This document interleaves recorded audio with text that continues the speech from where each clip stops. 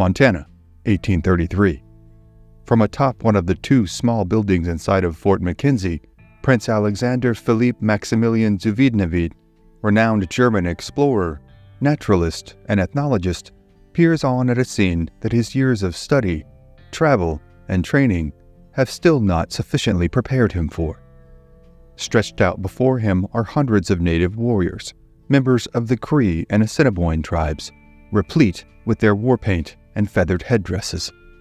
In any other circumstance, the cerebral Deutschman would likely have found himself entranced with the pageantry and spectacle before him. But, on this particular occasion, he feels an eerie dread creep over him. In the quiet still of the oncoming sunrise, the Cree and Assiniboine warriors continue to breach the horizon, pouring towards the fort and, more directly, to the small encampment of Blackfoot men, women, and children camped outside of the fort's walls.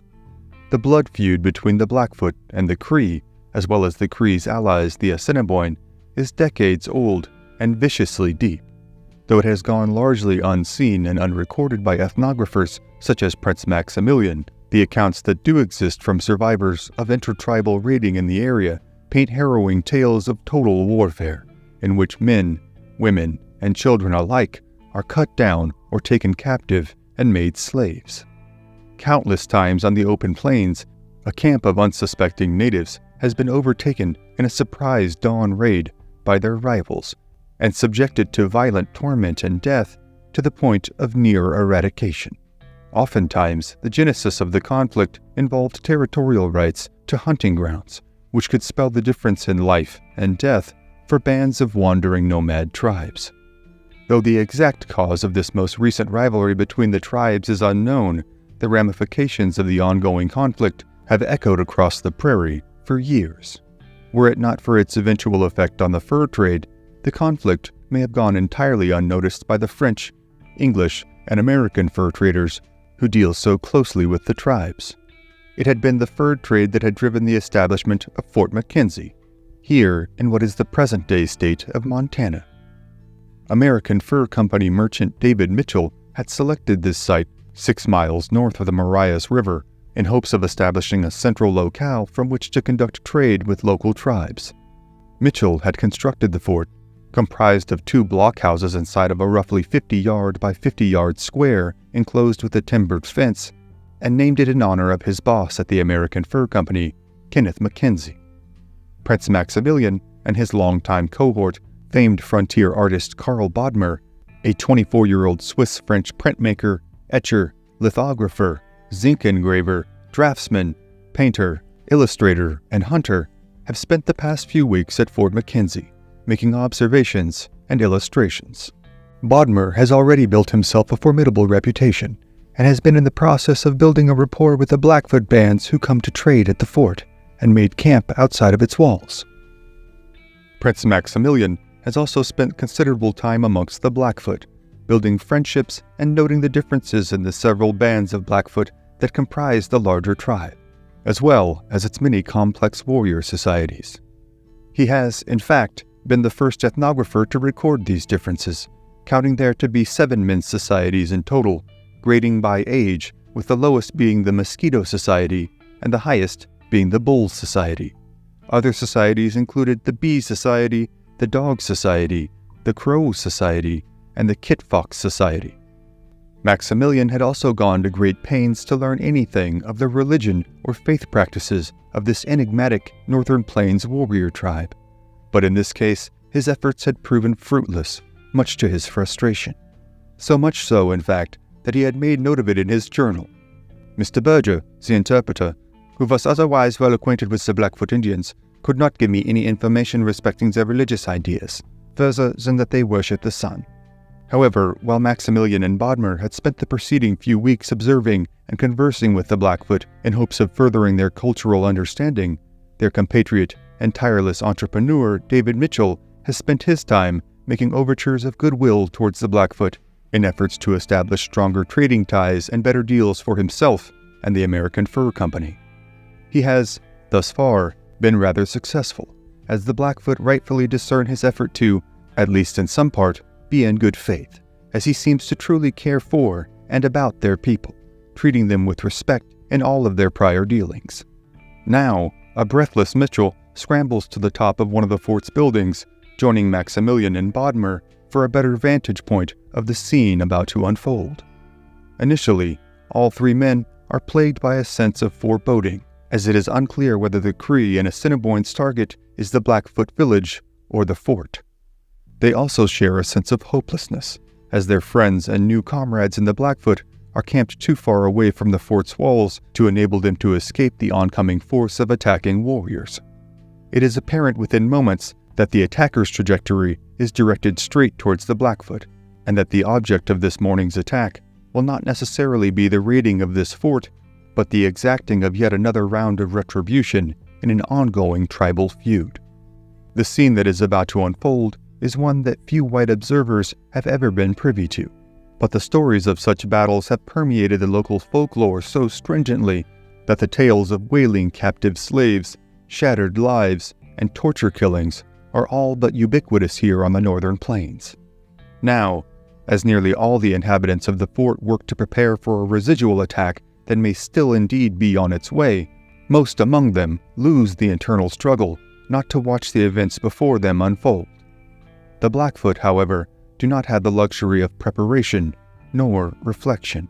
As the women and children make desperate runs for the fort and the men prepare to make their defensive stand, riders are sent to the nearby, much larger Blackfoot camp located 8 to 10 miles up the Marias River. As the Cree and Assiniboines smash into the smaller Blackfoot camp, a vicious battle unfolds. Many of the women and children who have been unable to flee are cut down in their lodges, the victims of Cree and Assiniboine lances and clubs. The Blackfoot warriors, themselves exhausted from a night of celebratory drinking and dancing, put up a brutal defense of their own, and as the roar of gunfire resounds, and the camp is filled with the shrieks of attackers and victims alike, the fight unfolds in a scene of utter chaos and inhumanity. However, the Blackfoot's staunch defense soon bears fruit, as reinforcements from the nearby Blackfoot camp begin to flood into this camp. In another excerpt from his journal, Maximilian himself recalls the scene in his own words. The reinforcements came galloping in groups, from 3 to 20 together, their horses covered with foam from exhaustion, and they themselves in their finest apparel, with all kinds of ornaments and arms, bows and quivers on their backs, guns in their hands, furnished with their medicines, with their feathers on their heads, and a large hood of feathers hanging down behind, the upper part of their bodies partly naked, and carrying shields adorned with feathers and pieces of colored cloth. The tide of battle shifts dramatically as the Cree and Assiniboine are caught off guard and nearly encircled. The newly arrived warriors, incensed at the attack of their fellow tribespeople, now sweep down upon any enemy warriors they can find, cutting them down with their lances as if they are on a buffalo hunt. Back at the fort, Mitchell and a number of other trappers and hunters have reached their fill of watching Blackfoot women and children, many of whom they have grown close to and know by name, cut down at the hands of Cree and Assiniboine warriors. Laden down with extra ammunition and their own rifles, the small troop of men now floods out of the gates and into the fray of the battle unfolding several hundred yards away. They too sweep down upon the Cree and Assiniboine attackers, firing at will upon any that present themselves as targets. Now, the chaos of the battle only intensifies, as fleeing warriors are cut off and cut down without mercy. Finally, the surviving Cree and Assiniboine flee over the horizon, with this attack having gone awry. Now, a flood of both relief and despair fall over the camp, as loved ones flood back into the village from the fort, many cleaving to the bodies of those who have been killed. Wailing and moaning fill the air, as many of the Blackfoot who had been sleeping peacefully only hours before now find themselves trapped in the midst of seemingly bottomless grief. Then, after an initial wave of sadness has washed over the Blackfoot, the tone changes to one of anger. The dead Cree and Assiniboine warriors lying scattered about the village are now made the target of the Blackfoot's thirst for vengeance. Their bodies are grievously mutilated in the ritual style of plains warfare, with additional indignities being wrought upon their attackers even as they lie still in death. Maximilian himself describes the scene. "The men fired guns into the bodies. The women and children beat them with clubs and pelted them with stones, and the fury of the latter was particularly directed against the privy parts." The Blackfoot wounded now also seek refuge and medical assistance inside the fort, which they readily receive. Mitchell and the trappers who rushed out to assist the Blackfoot are now embraced for their efforts as brothers. Even Carl Bodmer is credited by Old Bear Chief himself for preserving his life. The chief believes that because the artist had painted his portrait mere days before, this had protected him in the battle. Bodmer, for his part, wisely offers no refutation to this. Bodmer will go on to paint a vivid portrait of the battle he has just witnessed, one which captures the diversity in both tribes' weaponry and dress. Though the battle is over, the ramifications will be long-lasting. The tentative peace that had been formally negotiated by David Mackenzie between the Blackfoot and the Assiniboine has been effectively shattered, and the effects will not only be felt here on the high plains, but in the fur markets of the East Coast and Europe.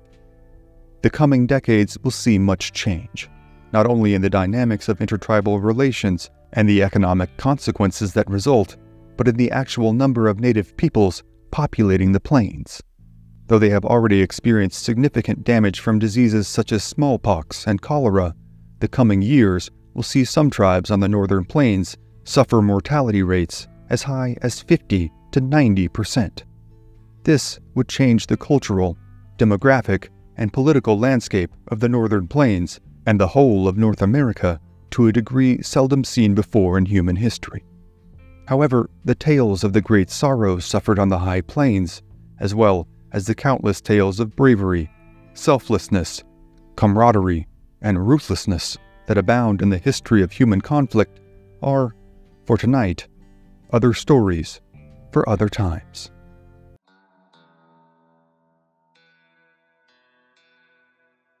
West Texas, November 1855. As the cool autumn wind whips around them, a large party of Comanche men, women, and children make their way northeast through the barren country, on their way to the seasonal roaming territory of their most important source of sustenance, the huge herds of American bison, or buffalo, that roam the Great Plains. Though their austere surroundings would be enough to drive almost any mortal being to the brink of endurance, the Comanche seem wholly unbothered as they plod their way across the open prairie. One among their party, however, is visibly bedraggled by the incessant pace, an omnipresent cloud of dust stirred up by the Comanche horses and mules. He is a captive of the Comanche, taken as a human spoil of war in their ongoing conflict with the Texas Rangers and cattle ranchers who ventured out further onto the frontier with every passing year. His name is Nelson Lee. Only months prior, he had been a member of a group of enterprising horse traders who had been making the treacherous journey to Southern California to sell their vast herd of valuable horses and mules at a markedly higher price than they might garner in Texas, Louisiana, or east of the Mississippi. The party of 27 men had been set upon by the Comanche, and only Nelson Lee, William Akins, Thomas Martin, and Jonathan Stewart had managed to survive. Akins and Lee had been forced to watch as Martin and Stewart were subjected to vicious, hours-long torture killings at the hands of the Comanche. They had then been divided up amongst the war chiefs, and Lee had been designated as a slave to the renowned warrior Spotted Leopard. Lee will be relegated to the menial tasks of completing chores in camp, as well as the gory, stinking work of skinning and gutting the hulking buffalo that are harvested. His only hopes for survival are to comply with his captors in the Comanche. Though the nearly unbearable pangs of loneliness and isolation incessantly tear at his psyche, Lee's experience is not entirely unique on the Texas frontier. For decades now, across the whole of central Texas, entire families have been killed or carried off, and entire farmsteads laid waste to by Comanche raiders intent on driving out any and all intruders from their hard-won lands. This policy is not necessarily driven as much by racial motives as it is by cultural ones, as the Comanche reserve the same treatment for any and all of their enemies, be they Anglo-Texans, Tejanos, Mexicans, Americans, Spanish, or members of rival tribes like the Tonkawa, Caddo, and Cheyenne. The Comanche have risen to prominence in this harsh land after migrating southward from the northern ranges of the Rocky Mountains after acquiring the horse in the 17th century. In the ensuing time period, they had swept through the southern plains and wrested virtually the whole of Texas from the control of perhaps their most hated enemy, the Apache. Though the vast majority of their encounters on the open expanses of the frontier have gone unrecorded in the annals of Western posterity, the results of the sheer brutality of this conflict were on clear display to the Spanish friars who inhabited the Catholic mission of San Saba, near today's town of the same name. Here, the resident priests saw what amounted to veritable hordes of Apache fleeing into the confines and comparative safety of the mission walls, in search of salvation from the incessant attacks of the Comanche. The Apache, too, have unleashed countless attacks on Comanche villages, killing men, women, and children, and taking any spoils and captives that they could.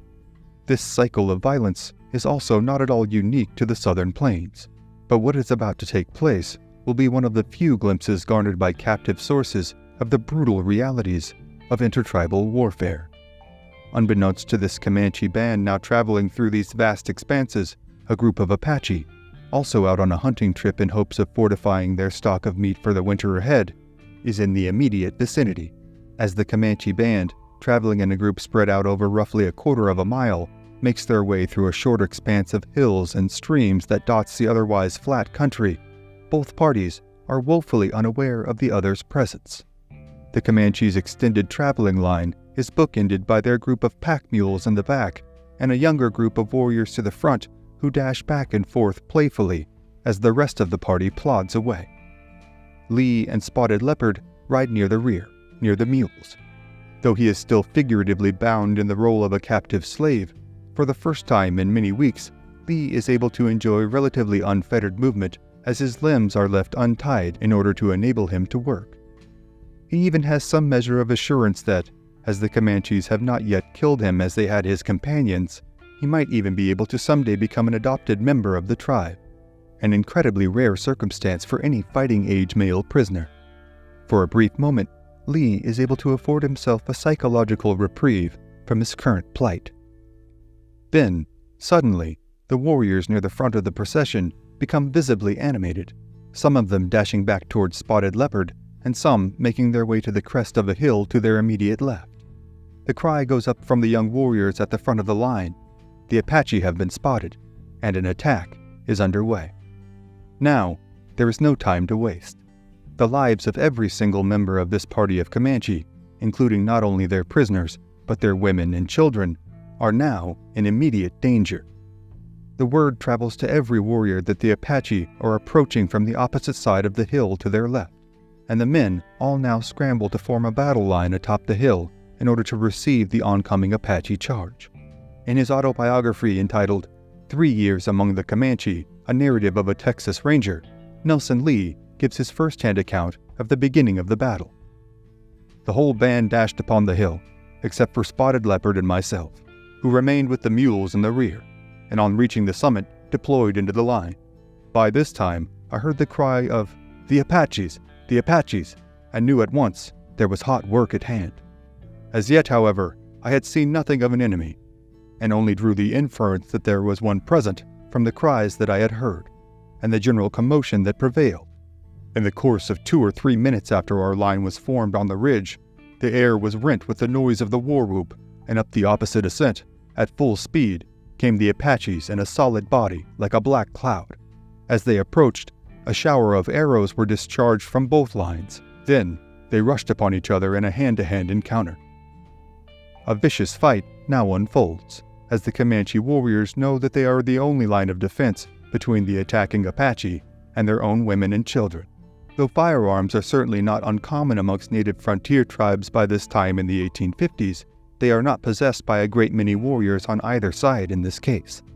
Thus, the combat at hand entails up-close and personal encounters fought with spears, clubs, shields, hatchets, and knives. The bloody, violent conflict unfolds with shocking speed and intensity, with the only rules of engagement being victory by any means necessary. The cries of the vanquished and the exhortations of the victors resound about the battlefield, seeming to drown out any and all other sounds in the vicinity. Lee's personal account of the battle continues. From the position I occupied, I had a fair unobstructed view of the battle. It was fierce and terrible. The horses reared and plunged and fell upon each other, their riders dealing blow for blow and thrust for thrust, some falling from their saddles to the ground and others trampling madly over them. The Comanches outnumbered the enemy. Nevertheless, they were forced to retreat, falling back down the hill almost to my position. But still, they were not pursued, the Apaches appearing to be content to hold possession of the ground. Soon, the tribe of Spotted Leopard again rallied and dashed once more back into the attack. If possible, this contest was severer, as it was longer than the first. Again, the first blow was given and returned. Again, horses and men intermingled in melee, stumbled, fell, rolled upon the ground, while the wide heavens resounded with their hideous shrieks and cries.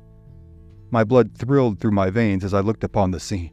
I had mingled in encounters fierce even as that, but never before in the midst of the hottest fight was I overcome with such a sense of terror. To be an inactive spectator of a battle is far more painful than to be a participator in it. As the Apache warriors continue their onslaught, and the Comanche fight to defend their families, Lee struggles with the odd dichotomy of his situation as the lone captive observer. His account continues. I hoped devoutly during the engagement that the Comanches would be beaten, being impressed with the belief that if I should fall into the enemy's hands, my chances of escape would be increased. For I had often heard that the Apaches, though a most warlike nation, were more merciful to their prisoners than others of their race. But in this, I was disappointed. The Apaches at length gave way, disappearing beyond the ridge. Instead of pursuing their advantage, however, the Comanches hastily gathered up their dead and retreated towards the mountains we had crossed. As soon as they had left the ground, the Apaches again appeared upon the height and bore away their dead. It was a drawn battle.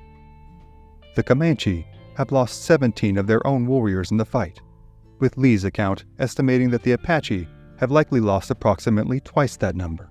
The Comanche now commence with the unenviable task of burying their dead, as well as tending to their wounded.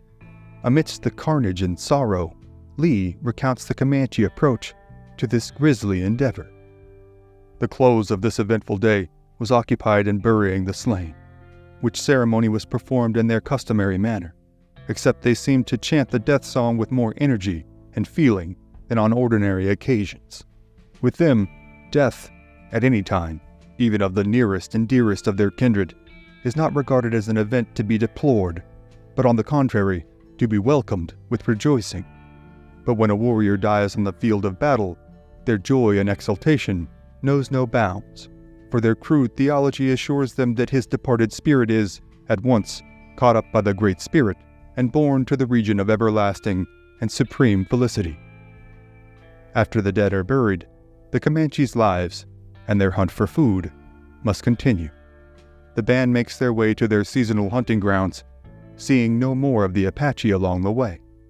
Here, they will remain for 2 months, harvesting buffalo and camping on the open plains.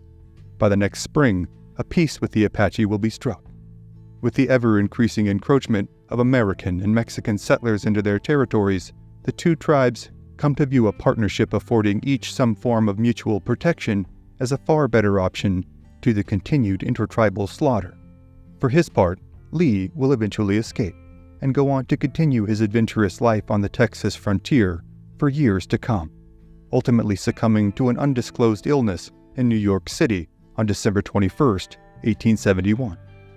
But the many tales of brutal intertribal warfare and unyielding violence between settlers and the native tribes of the American frontier, as well as the countless tales of conflict and combat from Nelson Lee's personal account of his life and times in Texas are, for tonight, other stories for other times.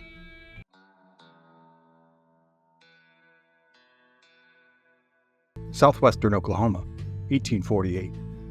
In the middle of the night, deep in the Wichita Mountains, a small village of Comanche lies quiet, with almost all of its inhabitants deep in slumber. Inside of a warm teepee, a young mother and her infant son are sleeping peacefully. The woman's name is Nauta, and she is the wife of a revered war chief named Peta Nakona. The baby boy is the couple's first child together and the apple of his parents' eye. His name is Quanah. For weeks now, since the day of his birth, Peta Nakona has fawned over his newborn son. He has bragged and boasted to his comrades about the size and strength of his boy and of the great deeds he would surely accomplish as a hunter and warrior. But on this night, Peta Nakona is miles away. He and the rest of the able-bodied warriors in the village are on the warpath. The Comanche are a mighty people who have laid claim to the most valuable real estate on the plains for roughly a century and a half by now. By this point in the late 1840s, they have subjugated or driven off virtually anyone who was opposed them, from the Tonkawa to the Spanish to, most recently, the Texans. In doing so, they have acquired an extensive list of enemies, from the aforementioned adversaries in the Spanish, Texans, and Tonkawas to itinerant Mexican farmers and American fur traders. The Comanche had not hesitated to inflict horrific damages in order to sustain their territories in the southern plains. The afternoon prior to this evening, Peta Nakona had assembled his band of raiders, and the party had headed west. This group is largely composed of warriors from the Nokoni, or Wanderers Band, and likely includes a few members from other bands, as well as their longtime allies, the Kiowa. Their intention is to engage a Navajo war party that has been spotted in the area. Their conflict with the Navajo is one of their oldest, longest-running feuds, and the Comanche warriors bristle at the thought that their territory is being encroached upon. The warring between tribes, though often unrecorded, was often fraught with atrocities and horrific losses. The fight for resources and territory was as constant as the battle against the elements and starvation. A vicious, seemingly unbreakable cycle of grievance and vengeance often held rival tribes at odds for decades.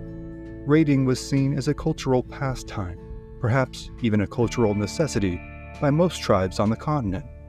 It was viewed as a perfectly honorable pursuit to find the nearest village of a longtime enemy and sweep down upon them in a torrent of violence. The killing of males was generally to be expected, but women and children were often not exempt from such horrific, violent ends. Those not killed immediately could expect, at best, to be adopted into the tribe that had just decimated their families. The worst they could expect was a torturous end that would later be spoken of in feared, hushed tones around the campfires of pioneers, Texas Rangers, and Army soldiers. Those raids might come at any time, though generally they slowed during the winter. Should a village be caught unprepared, it could find itself snuffed out by an enemy raiding force, gone as though it never existed. To be sure, this is not to say that intertribal warfare was the only interaction between tribes, as many tribes had long established relationships with their neighbors based on trade and mutual welfare. However, life for all tribes was a continual fight against privation and scarcity, one that created a quite fluid map of tribal territories and loyalties. Tribes like the Crow were driven out by the Sioux, while the Apache were driven from virtually the entirety of Texas by the Comanche.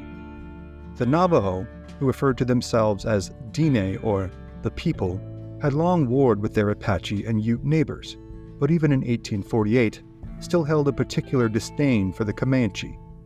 The Navajo had descended from the Athabascan-speaking tribes of northwestern Alaska and Canada.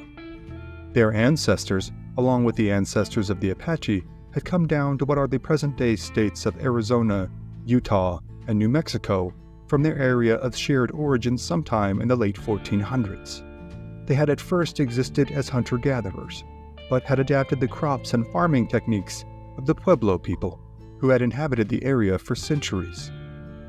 Though their relationship with the Pueblo would also be fraught with contention throughout the years, the Navajo adapted quickly to their new environs by focusing on the production of the three sisters crops of corn, beans, and squash. With the arrival of the Spanish, goats and sheep became common in the American Southwest as they were a hearty protein source that could subsist on the meager grazing options available in the sparse deserts. As the Spanish continued their northward incursion from Mexico in the 16 and 1700s, they too were subject to the same relationship of intermittent trading and raiding, as were all neighbors of the proud and powerful Diné people. Meanwhile, in Texas, the Comanche had risen to power after migrating from the northern Rockies as a part of a Shoshone offshoot. Though they had initially been a people decidedly averse to conflict and conquest, this had all changed after meeting the North American continent's most valuable imported animal, the horse. They had ascended to prominence in a matter of decades, and gone from perpetually impoverished to ruthlessly enterprising. In the 1700s, the Comanche had realized the great profits that tribes like the Utes were making in trading slaves to the Spanish as well as other tribes. They had, in fact, united with the Utes for a time and wrought havoc upon the Navajo, the Jicarilla Apache, and the Lipan Apache. These brutal slave raids were carried out with the same ruthless efficiency as were raids for slaves in Africa and South America. Countless times for decades on end, terrified and traumatized people, mostly women and children, would be bargained and bartered for in remote locales on the New Mexico frontier. The Comanche had, in fact, been so feared by the Navajo that the master Spanish diplomat, Juan Bautista de Anza, had used them as an intimidation tactic while bargaining with the Navajo. In early 1786, the Spaniard had managed to, miraculously, come to a peace agreement with the Comanche. Terms were agreed upon that were acceptable to both parties, and a time of peaceable coexistence with the Comanche, a once unthinkable feat but a few years before, began. Only a few weeks after this agreement, de Anza had prudently used his newly minted allies to surprise the Navajo chiefs who had come to visit him to discuss preliminary terms for a potential peace agreement of their own. When de Anza informed the visiting Navajos that the Comanche were now his personal friends, the message to the Navajo was implicit. Should they not agree to halt their own raiding of de Anza's outpost, they could expect a visit from their much-dreaded enemy. Peace terms were subsequently agreed upon, and for a time, a period of socio-political stasis on the southern plains was, at least to some degree, achieved. The Comanche also referred to themselves as the people, in their language, Namernu. They viewed themselves through a lens of unabashed superiority, and their enemies as something less than, worthy of neither pity nor mercy should they intrude upon Comanche land or offend Comanche sensibilities.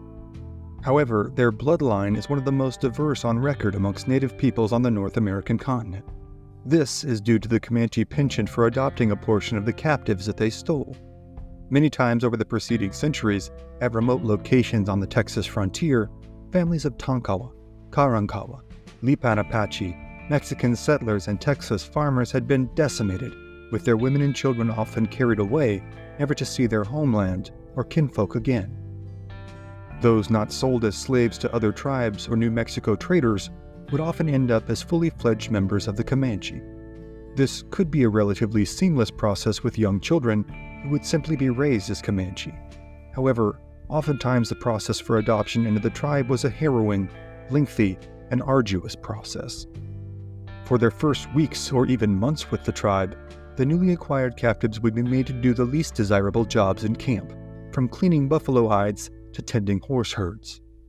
This had been the fate of Nautda, the young mother who now lies with her infant, deeply ensconced in this Comanche stronghold in the Wichita Mountains.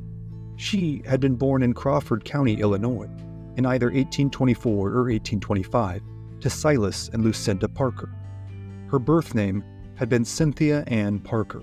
In 1833, when she was 8 or 9 years old, her grandfather, former Continental Army soldier John Parker, convinced her parents, as well as several other members of the Parker family, to immigrate to Texas. At the time, Texas was in a state of upheaval, awash in chaos and bloodshed. It was 3 years before Texas would win its independence from Mexico and establish itself as an independent republic. However, the cause of the bloodshed was not the warring of principalities, but the incessant raiding of the Comanche. The Parkers were well aware of the raiding, and had constructed a fort to protect themselves against the Comanche attacks. But on the morning of May 19, 1836, when the men were out working in the fields and the gate to the fort was wide open, the Comanche had made their attack. By this time, the Texas War for Independence from Mexico was raging, with the Battle of the Alamo having occurred only a few months earlier. With their two main contenders for Texas engaged in fighting each other, the Comanche were wreaking unfettered havoc on homesteads all across the Texas frontier. What had started out that morning at the fort as a painfully awkward exchange marked by overtures of peace by the Parkers quickly devolved into a massacre in which most of the men in the family were killed and the women and children taken prisoner. Samuel Frost, Robert Frost, Silas Parker, and Benjamin Parker were all cut down and scalped. The 77-year-old John Parker was, in what order we will never know, scalped, emasculated, and killed. The young Cynthia Ann had been taken, along with Elizabeth Kellogg, age 39, John Richard Parker, age 5, Rachel Parker Plummer, age 17, and her baby son James Pratt Plummer, age 1 year, 4 months. James Pratt Plummer would soon be killed by the Comanche due to his inability to keep quiet as they traveled. The unfortunate toddler was summarily disposed of by Comanche warriors roping him and dragging him behind their galloping horses. The rest of the Parker clan would, eventually, be returned to their family, though all would be permanently affected. Cynthia Ann, however, had been taken in by a kindly Comanche woman who cared for her and shielded her from the sights and sounds of the physical, psychological, and sexual traumatization being inflicted upon her aunts at the hands of the Comanche captors. She had been subjected to cruel treatments initially as well, but over time had gradually become accepted by and then adopted into the tribe. Life as a Comanche woman, though, was a seemingly endless succession of chores seen as below the stature of men, whose primary roles were as hunters and warriors. While the worst jobs could be outsourced to slaves held by a woman's husband, a Comanche man often also kept multiple wives, as they were seen as little more than homekeepers and childbearers. However, by all available accounts, and by her own later recollections, Cynthia Ann loved her husband, and was very proud of his stature as a warrior and chief. She also loved her newborn boy, whose veins coursed with the blood of both Comanche chieftain and colonial soldier. Now, in her new life as Nautda, she felt protected as part of a great nation of warriors who would defend her and her children with their lives. However, on this night, both mother and child are in grave danger. Lurking in the post oaks surrounding their village are a band of Navajo raiders who have been stalking the village for days. They are the party that had been spotted by the Comanche sentries the day before. They have counted on Pawnee-Cheyenne and his warriors to charge out of the village to find them and have remained hidden in the hills with the intent of attacking the village once the majority of the warriors had left. In their blind fury, the Comanche have fallen for the ruse, and Pawnee-Cheyenne and company are miles away. However, the camp is, of course, not left unguarded. But what remains are largely teenage boys, elderly men, and warriors who are injured or otherwise unable to accompany the raiding party. The Navajo raiding party now advances upon the village, riding slowly and deliberately atop their unshod ponies. They are cloaked in darkness and intent on killing any Comanche they can find, and making off with as many of the Comanche's valuable horses as possible. As they advance, they find themselves so close to the village that they can make out the silhouettes of those still awake in their lodges. It is then, however, that the barking of the village dogs alerts the Comanche sentries on guard. These are young teens given the task of standing guard as a precursor to service as a full-fledged warrior. But they are ready and willing to do all that is necessary in defending their homes, families, and possessions. Within seconds, the loud wolf-like howls of the Comanche flood the air, awakening all within the village and sending the remaining able-bodied men flooding out of their lodges. The 16 Navajo are met with a hail of arrows and quickly reconsider their main attack on the village.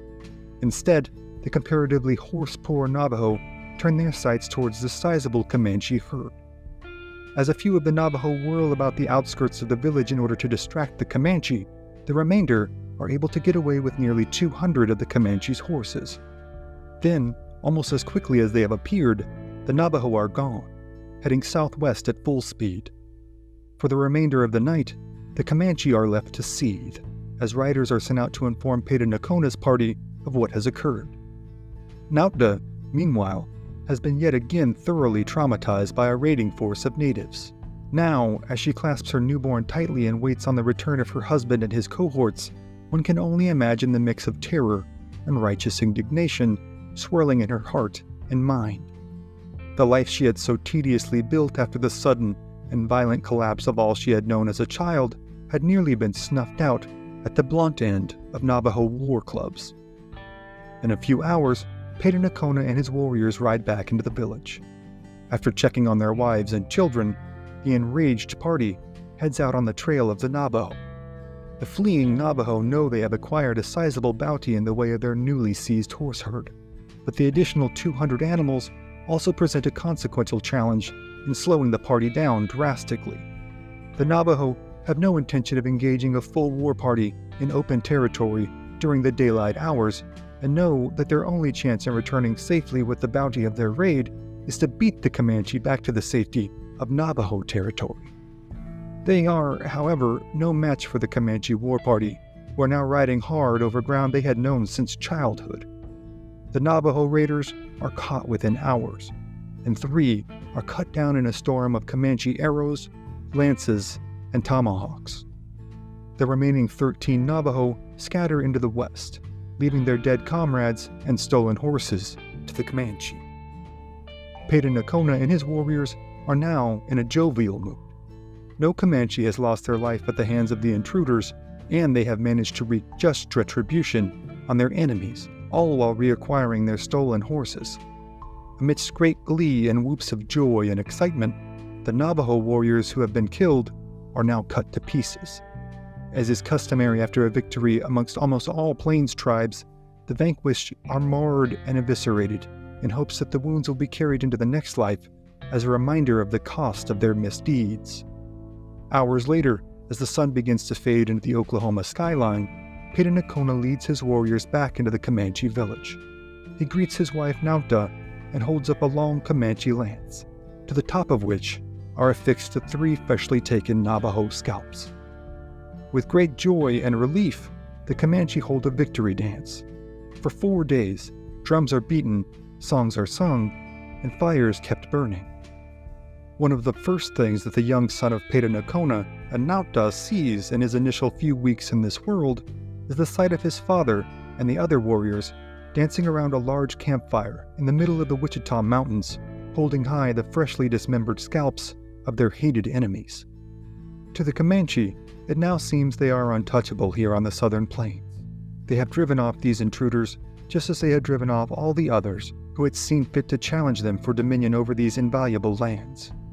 It must have seemed to Pawnee-Cheyenne that his son, the young Quanah, was destined for a princely life that would see him ascend to a position even more powerful than his father, and to Nauta it must have seemed as though her former life as Cynthia Ann was a world away, something she could forget forever, as she was now part of, and party to, the lineage of the proud Comanche. But the young parents, as it would turn out, are only partially correct. In just over a decade, the world they now know will be overturned entirely. In little more than a year, the Comanche will begin to see a curious outbreak amongst their people. It starts amongst the Pennateca, the southernmost and largest band of the Comanche, who live in closest proximity to the white settlements. Then, it begins to spread. The afflicted suffer from severe diarrhea and vomiting, dying of kidney failure and dehydration often within hours of being infected. The disease is known as cholera, and it will go on to kill an estimated half of the Pennateca band by the 1860s. The epidemic will go on to devastate not only the Comanche, but virtually every tribe it comes into contact with. Coming on the heels of several devastating smallpox epidemics throughout the early 19th century, the demographic collapse of the lords of the southern plains was all but assured. The Comanche would also be continually pressured by the incessant influx of settlers into the burgeoning Republic of Texas. In the coming decades, they would see their territory encroached upon and taken over until they were relegated to but a small corner of their beloved homelands. Nauta would see her life upended yet again, as Texas Rangers would kill her husband and haul her and her baby off in 1860 to be returned to the Parker family. During this raid, Quanah and his little brother, a boy known as Peanuts, would escape the fighting, never to see their mother again.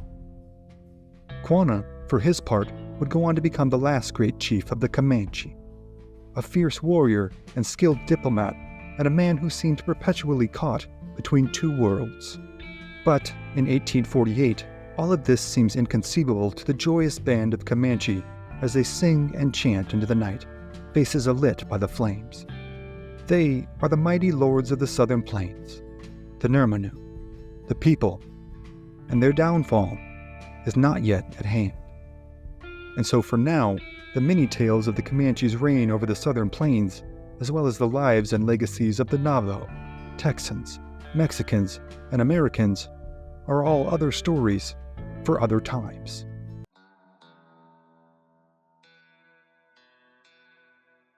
West Texas, 1876. Just as dawn begins to break, a pair of young Apache hunters lope their mounts towards the top of a ridge, being careful to move as quietly as possible, lest they disturb any game in the area. The young hunters are mere teenagers. One is a full-blood Apache named Bobo, riding a fine horse belonging to his father. The other is an adopted member of the tribe. A few years earlier, he had been a German-speaking farm boy on a central Texas farm not far from today's Mason, Texas. His name had been Herman Lehman, though he barely remembered that now. He had been kidnapped by the Apache with his younger brother Willie, taken while the boys were out watching sheep. The pair had suffered terrible abuse at the hands of the Apache, being starved, beaten, and driven without rest for long periods. Willie had managed to escape, but Herman had not. He had eventually been adopted by the Apache as one of their own. Life with the Apache, though, even once he had been adopted into an Apache family, had been difficult. Life for the Apache, and for any tribe in West Texas for that matter, was hard. The sparse landscape and unremitting conflict with Americans, Mexicans, and other tribes made for a perpetually hardscrabble, violent existence. But, at least for the time being, Herman was now, at least ostensibly, one of them. However, he was not fully Apache, and even his new name was quick to remind him of this every time he was addressed by it. His new name was Inda. It meant white boy. Regardless, Herman, or Inda, had thrown himself into the life of a preteen warrior in training under the often brutal tutelage of his adopted father, a chief named Carnoviste. Carnoviste had been the chief of the party who had initially kidnapped Herman and his younger brother from their family's farmstead. He had initiated the young boy into the brutal realities of Apache life before the raiding party had even made it back to their home village. Food on the trail could be scarce, and the luxury of cooking and eating meals while presumably being pursued was not one that could be afforded. Later in life, Herman would recall being force-fed the raw liver of a calf that the party had happened upon and slaughtered, as well as his repeated failure to keep the meal down. A few days later, the young Texan found his appetite less discriminating when the band discovered a few baby antelope that had been left alone when their parents had scattered at the approach of the oncoming Apache. The baby antelope were summarily scooped up and thrown into a leather sack as the Apache proceeded onto their campsite for the night. After several more hours of riding, they stopped and, for the first time in several days, afforded themselves the indulgence of a campfire. After they had the fire built and a sufficient bed of red-hot coals stoked, the antelope, some of whom were still alive, were thrown onto the fire whole to roast to the Apache's content. In his memoirs, 9 Years Among the Indians, linked to purchase in the description, Herman recalls his mix of admiration and horror when the antelope parents, known to track their young down should they wander off, showed up not far from the camp in an attempt to rescue their imperiled young. The Apache quickly shot both, and soon a great feast was had. For almost everyone, it was the first real meal in a long while and was greatly appreciated. And thus life had continued on for Herman, as he transitioned his mindset and lifestyle from that of a young Deutschman on the Texas farm to that of an Apache warrior responsible for eking out a living for himself and his family in a land that offered little and took much. He had learned, though, how to ride, how to track, how to hunt, and how to fight. The Apache were capable of procuring water from places that seemed to not have seen rain in years. They were renowned for their ability to track animals and people in the dusty, rock-strewn expanses of their homelands. They were also held in high regard as warriors and feared as raiders in homesteads and hamlets from Utah to Mexico. However, the desert had not always been their home. They had once been the masters of the vast and bountiful expanses of current-day Texas and the southern plains. They had hunted the expansive buffalo herds, harvested from the pecan trees, camped in the meadows, and swam in the rivers and streams. Then, the Comanche had arrived. Over the course of a few decades, the newcomers to the southern plains, who had made their way down from the northern Rockies and made their martial ascent after mastering the newly available horse, had made it their business to systematically remove the Apache from what is modern-day central and southern Texas. The intensity and scope of the Comanche raids that swept into the Apache villages were unlike anything the Apache, or anyone else in Texas for that matter, had seen before. The Tonkawa, the Karankawa, the Caddo, the Waco, the Cheyenne, as well as the Spanish and later the Mexicans and Texans. Regardless of the target of their wrath, the accounts were strikingly and disturbingly similar. All fighting-age males not killed in defending their families would generally be summarily executed via any variety of torturous methods the Comanche employed over the years. Women would generally be assaulted and exploited, sexually and otherwise, and infants would be killed outright, as they posed too much trouble to a raiding party's egress back to their home territory. Children and preteens and some teens were, after a generally brutal induction process, adopted into the tribe, as Herman was with the Apache. The Comanche, in fact, have one of the most impure bloodlines of any tribe on record. Their male mortality rates were unusually high due to the frequency and ferocity of their combat, and their birth rates were relatively low, with miscarriages being a more common phenomenon among the perpetually horse-bound people. Raids would generally conclude with horses and usable goods being taken, and all homes and crops being burned. The Apache had perhaps suffered the wrath of the Comanche more than any other.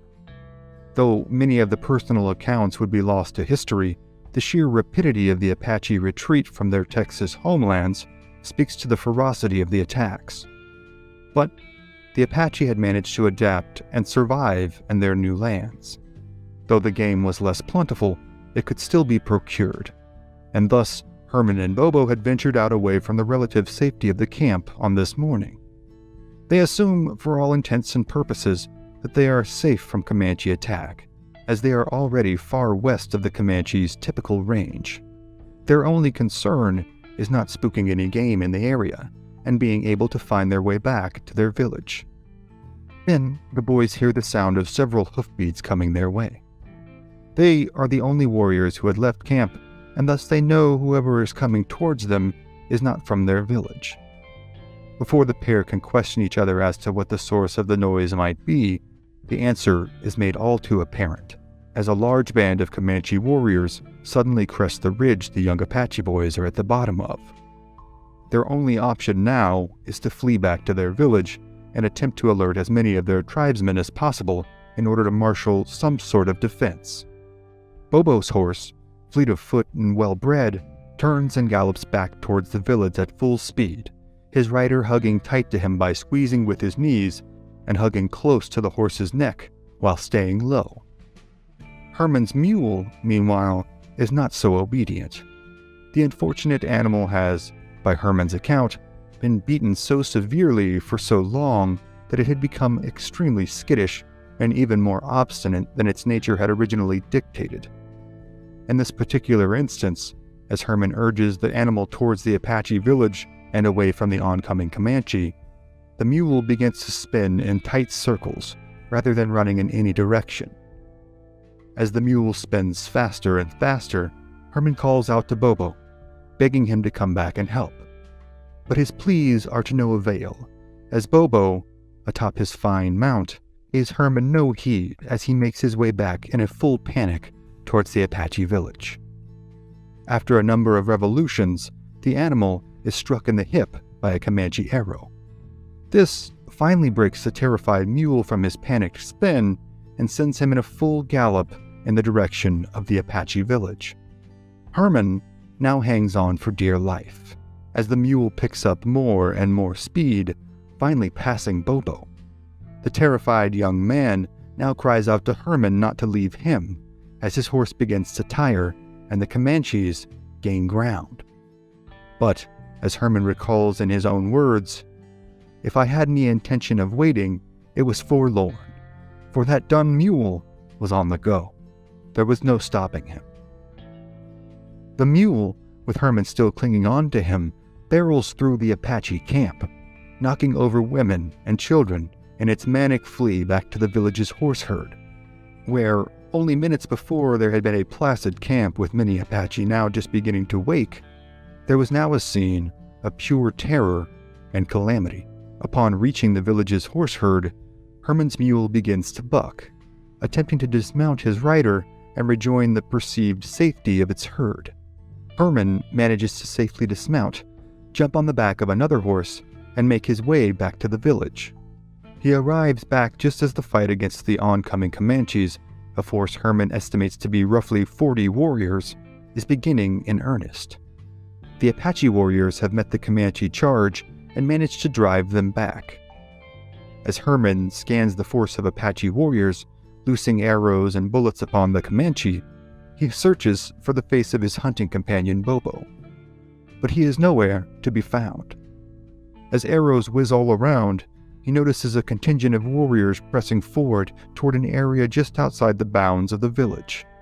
Then, he sees the body of his friend, crumpled on the ground. His back is full of thick Comanche arrows, and he has been scalped. The young, carefree hunter who had taken to the wilderness with Herman just this morning was now gone.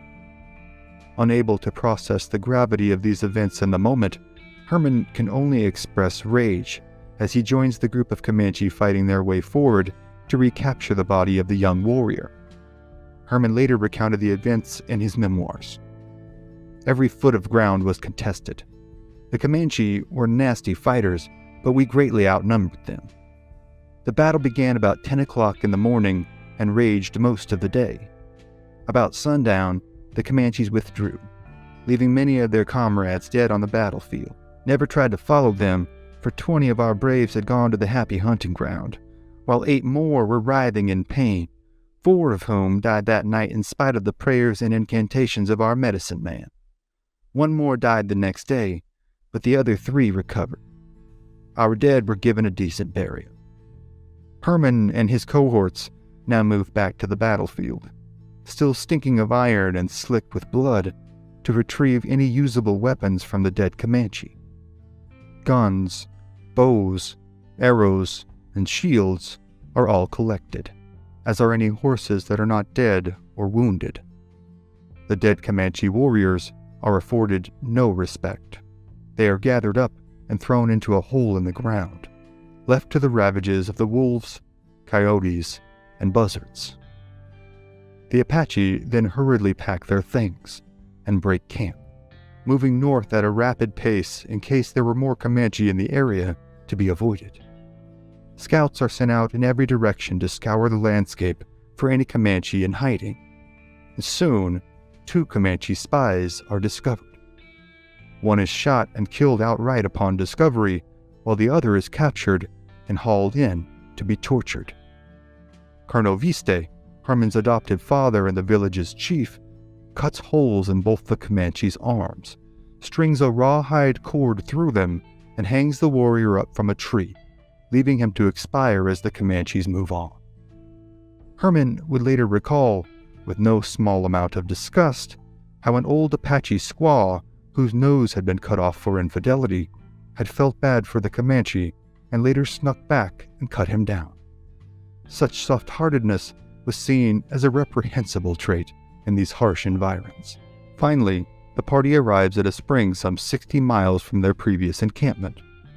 They stay for a few days, trying to come to terms with their intermittent, overwhelming grief and rage. One morning, soon after arriving to the spring, an old Apache man wakes in a sweat. He stirs his family awake and tells them of a terrifying vision he has just seen in his dreams. They then report the vision to Carnoviste, who listens intently as the old man describes his nightmare in detail. He says he has seen a great horde of Comanches chasing after them, and that soon these Comanche would be upon them. A collective pang of terror now sweeps through the village, and the elders come together to hold a council. All day, the Apache abstain from food and drink, and discuss what course of action they might take next. The majority of the Apache advocate for simply packing up and leaving the area altogether, rather than risk greater losses against a foe that had hounded them so incessantly for so long.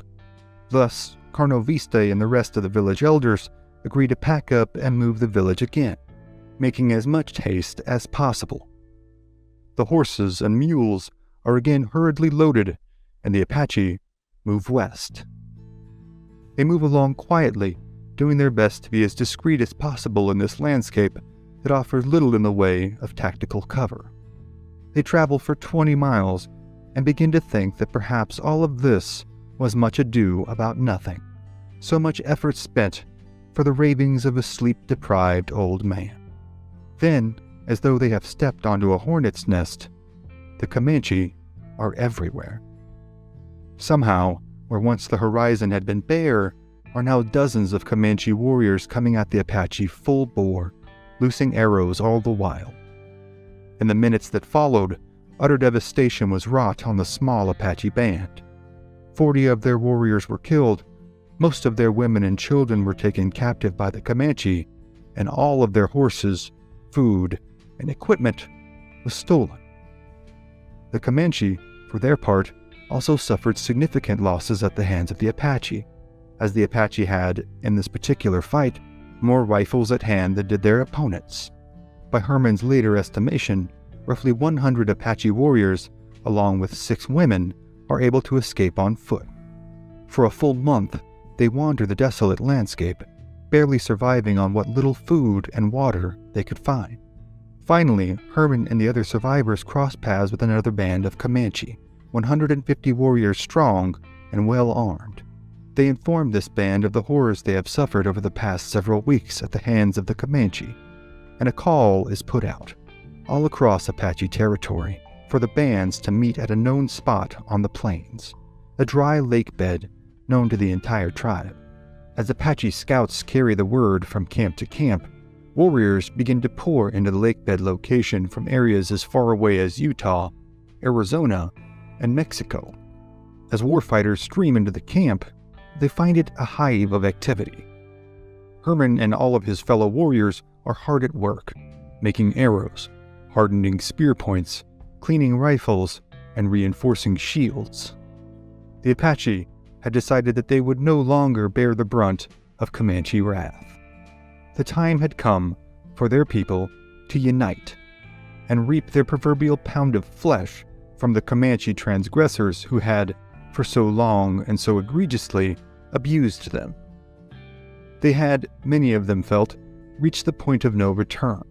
There was no longer room for both they and the Comanche to exist, and they would now do their best to eradicate them outright and reclaim the homeland that was rightfully theirs. Hatred for the Comanche is so intense that even the women and children are drilled, again and again, in the handling of weapons and potential paths of egress, should their fathers and brothers be overtaken in the great battle to come. For the Apache and Comanche, a time of reckoning is at hand. Even the legendary chiefs, Victorio and Geronimo, come to the camp, ready to make war.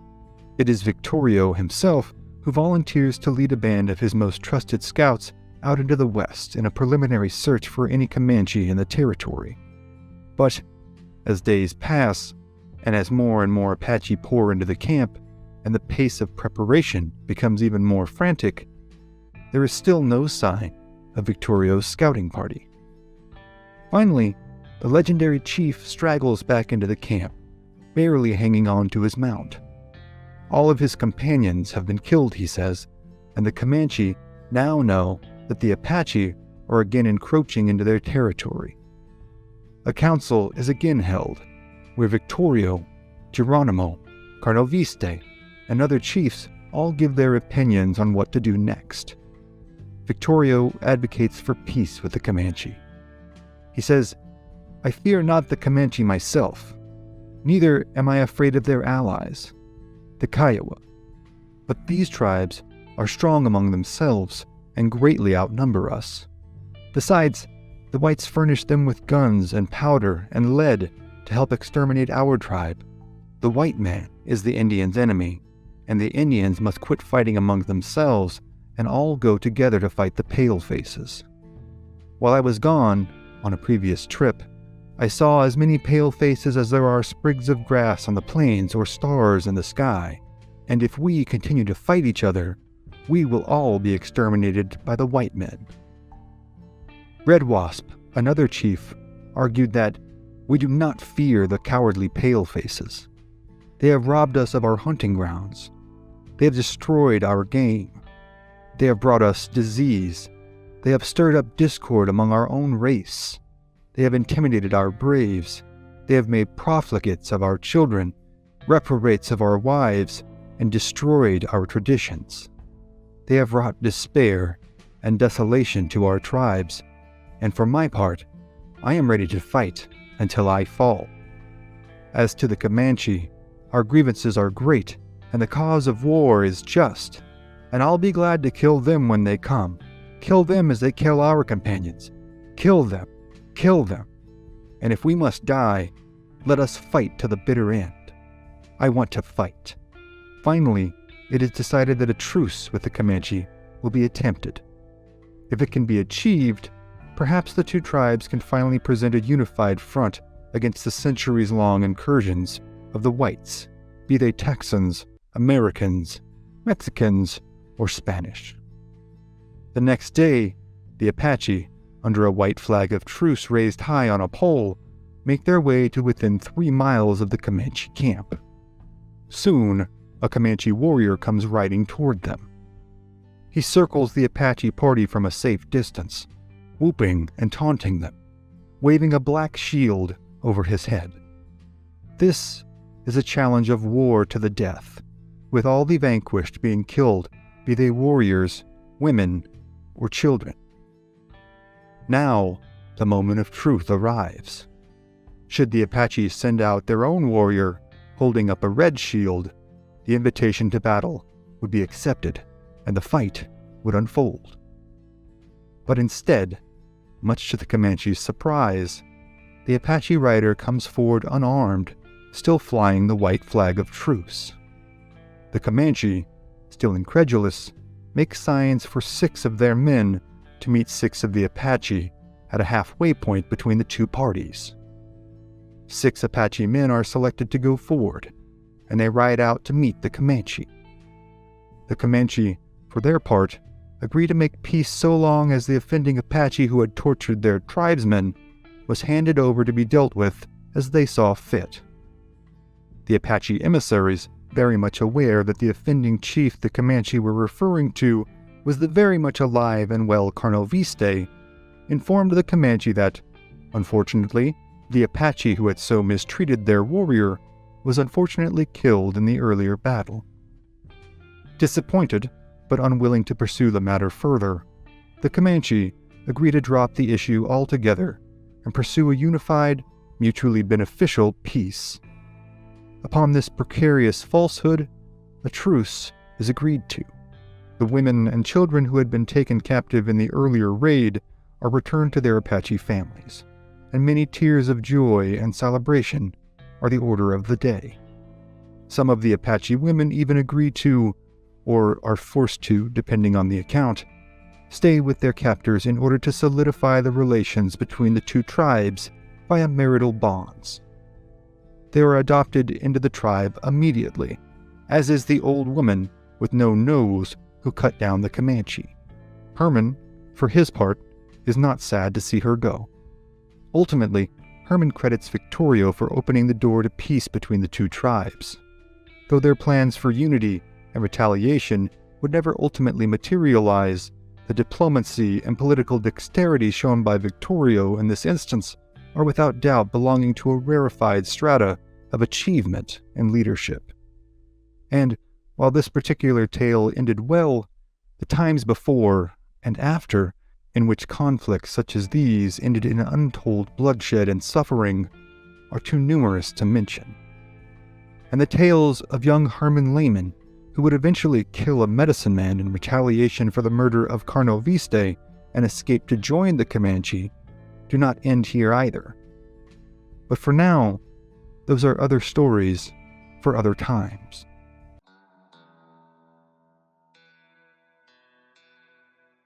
Montana, 1834. In the middle of the night, a camp of fur trappers and native guides bustles with activity. Under the flicker of their campfire's light, the native Delaware warriors who serve as scouts for the trappers daub red and black war paint on their faces in intentionally frightening patterns. Under the same light, their cohorts in the mountain men, who make up the majority of this trapping party, clean their rifles and check their supplies. Though this group of men is not a military outfit, all among them are preparing for battle. The Blackfoot, the reigning and rightful rulers of this territory, have killed one of the trappers' own, a beloved man known only to posterity as Mr. Howell. The evening prior, Howell had been out checking traps with another member of the party when they had been attacked by the Blackfoot. While his companion had escaped, Howell had been mortally wounded and suffered an ugly, agonizing demise in plain view of all of his friends and comrades. Now, the blood of the trappers and native scouts runs hot for vengeance. As the Delaware scouts carry out their ritual war dance, the mountain men confer with each other in hushed, angry tones about the revenge they intend to exact upon the Blackfoot. The Blackfoot, so named by the traders from the Hudson Bay Company, who noticed that, after trekking eastward to the Great Bay over grasslands that had been recently scorched by wildfires, the tribal members' deerskin leggings and moccasins were stained black with prairie soot, had long been the primary adversary in this area for not only the trappers, but many of their weaker neighbors who often bore the brunt of Blackfoot raiding and warfare. In this austere, unforgiving landscape, the Blackfoot have staked their claim, and it is well known amongst all that trespassers of any kind are not tolerated on their lands. But, however serious the consequences, the tide of fur trappers making their way north along the many rivers and tributaries that crisscross the country had been steadily increasing over the decade. Though their initial dealings with the Lewis and Clark expedition had indeed been largely peaceful, the continued incursion of trappers had been met with a consistent stream of hostilities from the mighty Blackfoot. While trappers often traveled in parties numbering in the dozens, nearly all of whom would be heavily armed, the litany list of trappers and mountain men who had lost their lives for trespassing was ever growing and well known amongst all those who ventured out on the wild expanses of the northern plains. Every man amongst the trapping party, now readying themselves for combat, had known this danger, as had their dead comrade Howell. But this does little to whet the trappers' and native scouts' appetite for vengeance in the name of their comrade. Although they are largely a motley crew of what most in the large cities back east would consider unfit for civilized society, they are not without leadership nor order. But in this harsh world, where decisions made in seconds can have consequences that spell life or certain death, allegiance and obedience are not offered in deference to office or pedigree. Here, a man's reputation and skills make him worthy of leadership, and few men on the whole of the frontier are more skilled, experienced, or well-known than the man who now leads this party of men bent on revenge. He is a tall, well-built, rangy-limbed man with a penchant for jokes and good humor, paired with an uncanny knack for survival and a hellacious bent for combat. His name is Jim Bridger. At this time in 1836, he is 32 years old, but he is already a longtime veteran of the frontier and a legend amongst his fellow mountain men. Born James Felix Bridger on March 17, 1804, in Richmond, Virginia, Bridger had been orphaned at the age of 13 and made his way to St. Louis to work as an apprentice for a newspaper printer. However, after reading one of the paper's advertisements posted by General William Henry Ashley calling for, quote, 100 men to ascend the river Missouri to its source, there to be employed for 1, 2, or 3 years, The 18-year-old Bridger had joined up along with several other men such as Thomas Fitzpatrick, William Sublett, Davy Jackson, James Clyman, Hugh Glass, and Jedediah Smith, all of whom would go on to become legendary mountain men in their own right. The group would go on to be known as Ashley's 100, and in the ensuing decade and a half since that advertisement's publication, Bridger and his cohorts had gone on to explore vast expanses of the American frontier that had only yet been seen by its native peoples. During this time, Bridger had survived countless clashes and run-ins with a number of tribes on the American plains. But it was the Blackfoot whom he feared most, and who most drew his quenchless ire. Now, as he makes his final preparations and mounts his horse, Bridger is silent amidst the cyclone of activity that surrounds him. There is no need nor tolerance for rousing speeches nor exhortations amongst this crowd, as Bridger well knows, and thus his instructions are terse. The Blackfoot are nearby. They are to catch them off guard and kill as many warriors as possible until they are able to drive the Blackfoot out of this vicinity. Then, and only then, will their vengeance be complete. Silently, the party now moves out, with their Delaware scouts leading the way. However skilled and reputable any of the mountain men may be, their skills in tracking are largely incomparable to their native guides who had been schooled in its practice since childhood. Now, under cover of the night, the mean-eyed and tight-lipped contingent makes its way across the sparse landscape, myopically intent on exacting their proverbial pound of flesh from their hated rivals. As the chill of the night winds envelop them, the men do their best to steady their nerves and temper their anger, lest a tactical mistake be made in this critical hour. Finally, the Blackfoot camp is in sight, but the Blackfoot sentries have alerted their comrades, and the Blackfoot are now securely ensconced in a grove of cottonwood and willow trees on the bank of a small river which runs behind them. Just before coming into rifle range of the Blackfoot, the contingent of trappers and scouts comes to a halt. Bridger and the other trappers huddle to discuss their next course of action against this unexpectedly entrenched enemy position. However, as the mountain men confer, the Delaware scouts see no need for what they believe to be baseless precautions. The Delaware, with tomahawk in one hand and rifle in the other, make an immediate headlong charge towards the Blackfoot position. They swarm into the thicket holding the Blackfoot with such ferocity that the Blackfoot are compelled to retreat, thinking that a far larger force has fallen upon them. As the Delaware hack and shoot down any Blackfoot that they can, the remainder of the Blackfoot force quickly swims midway across the river to a small island. From their positions, the still bewildered trappers can see the Blackfoot swimming across the river, holding their rifles above their heads so as not to waterlog them. Now, this band of warrior kings on the northern plains are, pitiably, trapped on an island with little cover and little possibility for escape. The trappers and Delaware scouts now take their time and ease into firing positions least exposed to the warriors on the island.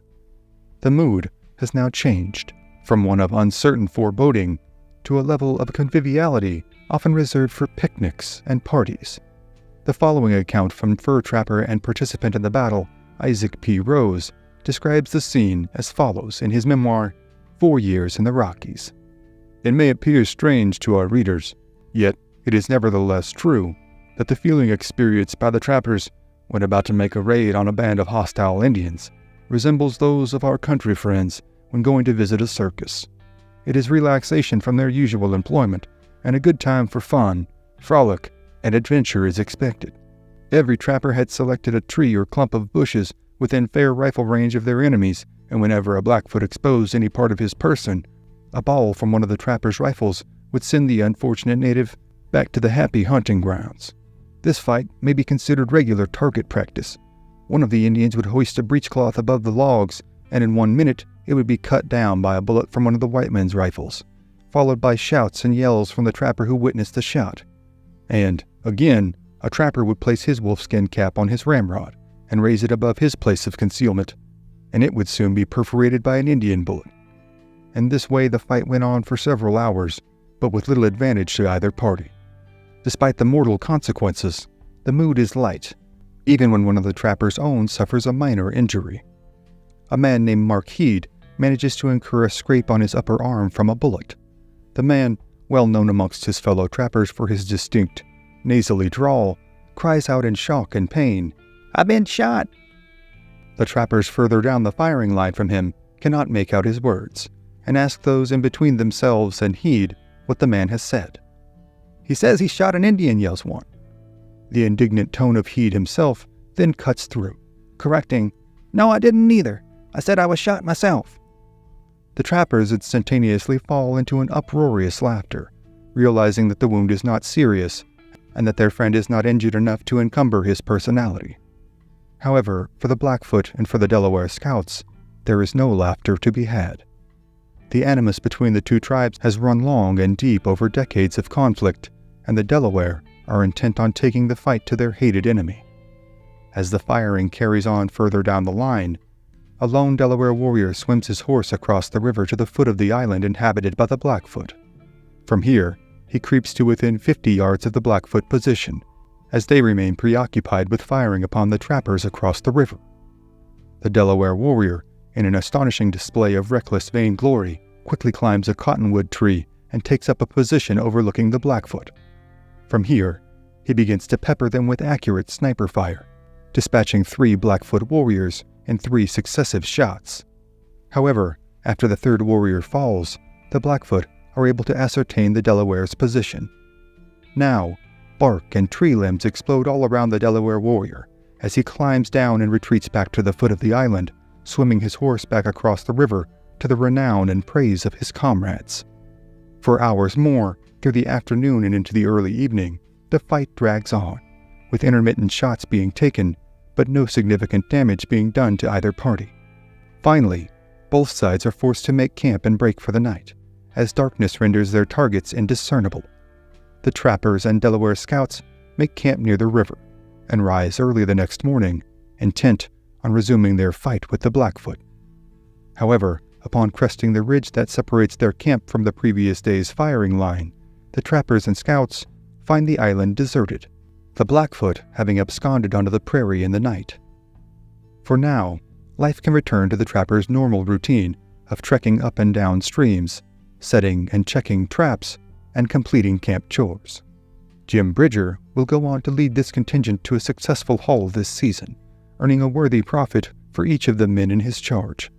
However, this fight with the Blackfoot will be but one of only the initial forays into combat with the mighty warrior tribe that the trappers will experience during this trapping season, before making their way to the yearly rendezvous in Wyoming to sell their furs.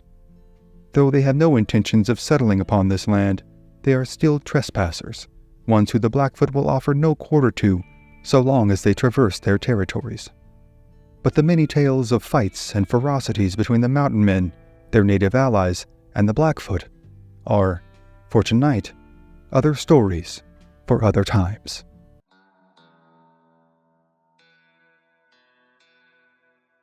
Southern Colorado, 1828.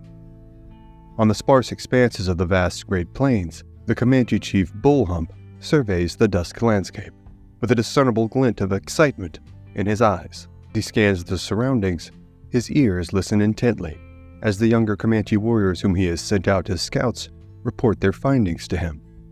And their findings are promising.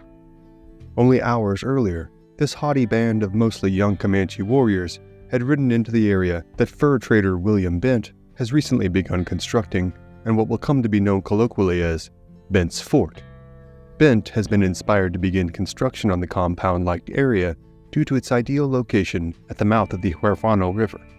This makes it a hub for local trading activity, and the Comanche, assured in both their growing martial and economic prowess, have strode into the area under the unofficial leadership of Bull Hump, a veteran warrior and affluent trader himself. Though they are notoriously bellicose in nature, the Comanche have spent the preceding few years ensconced in a bitter conflict with their northerly neighbors, the Cheyenne. Though it is generally proffered that the Comanche were relegated to the vast expanses of the southern plains that encompass the area from present-day northern Mexico to Kansas, it is argued by George Bird Grinnell in his work The Fighting Cheyenne that their area of influence, and very likely their area of occupancy during the 1820s, was far wider than understood by present-day ethnographers. He writes, When the Cheyenne began to work west and southwest from the Missouri River, they found the country occupied by the Kiowas, and the people whom they call, when they are in the mountains, the Shoshone, and on the plains, Skiskini wo Istaniu, or Snake People, the Comanches. The Cheyenne recognize the extremely close relationship which exists between these two tribes of the mountains and the plains, and say that the Shoshone ought to be called mountain snakes or mountain Comanches. The Comanches, they say, range from the Yellowstone River south to beyond the Platte.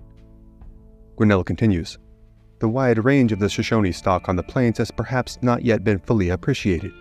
I believe that at the time of the migration southward of the Blackfeet, the Snakes or the Shoshone occupied much plains territory from the St. Mary's River in Montana and British America southward, perhaps to the Yellowstone. As late as 1840, the mountain Shoshone used to make their war excursions out on the plains of the north, and a war party of them once came as far south as Bent's Fort, where, during a quarrel arising from their insistence that they should be admitted within the fort at an inopportune time, one of them was killed. Some of the writers on the Plains tribes seem not to have understood the close relationship of the Shoshone and the Comanche, and persons who are not aware that the Comanche were reported in the 18th century as ranging in Texas and Mexico perhaps have not realized that people of the same blood and speaking the same language may have lived at the time on the northern plains under another name.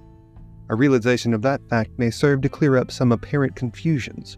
I believe in the matter of the relationships of the tribes who lived about him, the Indian was a much better ethnologist than the early trapper, trader, or missionary who wrote books upon the West, which he had just ventured into, and whose people and products were absolutely new to him. Though the exact date of the first conflict between the Cheyenne and the Comanche is unclear, the reason behind their conflict is, for the most part, easily discernible. This area of the southern plains is not only a central locale for several valuable trade routes, it is a prime territory for the massive buffalo herds whom most plains tribes depend on nearly entirely for their sustenance and survival. By the mid-1820s, countless bloody, tragic, and terrible atrocities had been wrought on both sides of the conflict in the interest of expansion and, just as significantly, retribution. Now, believing their hated enemy to be somewhere near this current location, Bullhump and his warriors have spent the entire afternoon scouring the area in search of any sign that the Cheyenne might be present. Assured that their enemy is somewhere within the immediate vicinity, Bullhump and several of the more experienced warriors questioned William Bent as to when he had last seen the Cheyenne and from which direction they had come. Bent, doubtless at least slightly intimidated by the potential consequences of his answer, responds that he has seen a sizable party of Cheyenne a few days earlier, coming from the northeast. Bullhump and his cohorts now confer on the best course of action to follow. They all agree that the opportunity to execute a surprise raid on their hated enemy is one that is all but impassable. Not only is there the opportunity for blood debts to be settled, but the economic prize presented by the Cheyenne's sizable horse herd renders their village an irresistible target to the Comanche warriors. After the sun has finally set, a small group of scouts is sent out to determine the exact location of the Cheyenne village. Operating under the cover of darkness, the men soon return, reporting that the village lies only a few miles down the tributary of the Platte River known as Bijou Creek. The camp is too large to merit a head-on attack, a strategy that would lead to needless Comanche deaths. Thus, it is decided that their focus will be on absconding with the sizable horse herd the Cheyenne village has at its disposal. As alluded to in his work Empire of the Summer Moon, author S.C. Gwynn adroitly likens the theft of horses in the Old West to the act of stealing thousands of dollars from a modern-day ATM in one fell swoop. Their intentions now set, the full party of Comanche raiders moves out sometime after midnight, slipping silently across the prairie and creek beds until arriving at the Cheyenne village. Without hesitation, the experienced warriors sneak into place, surrounding the horse herd while taking care not to alert the young Cheyenne boys charged with being on watch. In short order, the air is filled with Comanche war whoops, and hundreds of frightened Cheyenne ponies now charge away from the village, their stampede being directed by strategically placed Comanche cutting off their potential escape routes. Soon, Bullhump and his proud band of Comanche are themselves back in camp, now surrounded by their newly begotten horse herd, and assured that the Cheyenne, now all on foot, have no means with which to pursue them. But, unbeknownst to Bullhump and his warriors, and to William Bent for that matter, the legendary Cheyenne chief, Yellow Wolf, has been away from the large village with a sizable contingent of young warriors. They have been out gathering wild horses, vestiges of the larger population of horses that have been continually working their way northward via trade and migration.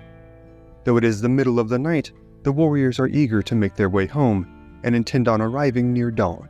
As they move, one of the warriors near the front of the herd rides back towards Yellow Wolf. He reports that the men at the front all concur that they smell the distinct aroma of burning buffalo chips. The chips, made of dried buffalo dung, are the main source of fire fuel on the timberless plains, and the smell of their smoke is indicative that another tribe is in the area. A contingent of Cheyenne scouts is sent out to investigate, and they return in short order to report that they have found an encampment of several Comanche warriors in possession of what the Cheyenne recognize to be their own horse herd. Yellow Wolf directs a portion of his men to stay with the horses they currently have, while he leads the majority cut off the Comanche's egress southwards onto the plains. The Cheyenne follow their scouts back to the site of the Comanche camp, where Bull Hump and his warriors are resting until daybreak before moving their herd of stolen horses again. Yellow Wolf now brings his men to a halt, and directs them to wait until daybreak before making their charge upon the Comanche camp. He instructs the younger warriors, among whom is his beloved stepson, Walking Coyote, to rush upon the horse herd and drive them away from the Comanche and back towards their village. Finally, as the sun breaks the eastern horizon, the Cheyenne make their final approach upon the Comanche camp. They are pleased to see the Comanche who have been on guard of the horse herd throughout the night have momentarily gone into the camp with their cohorts to eat breakfast and prepare for the day's travel.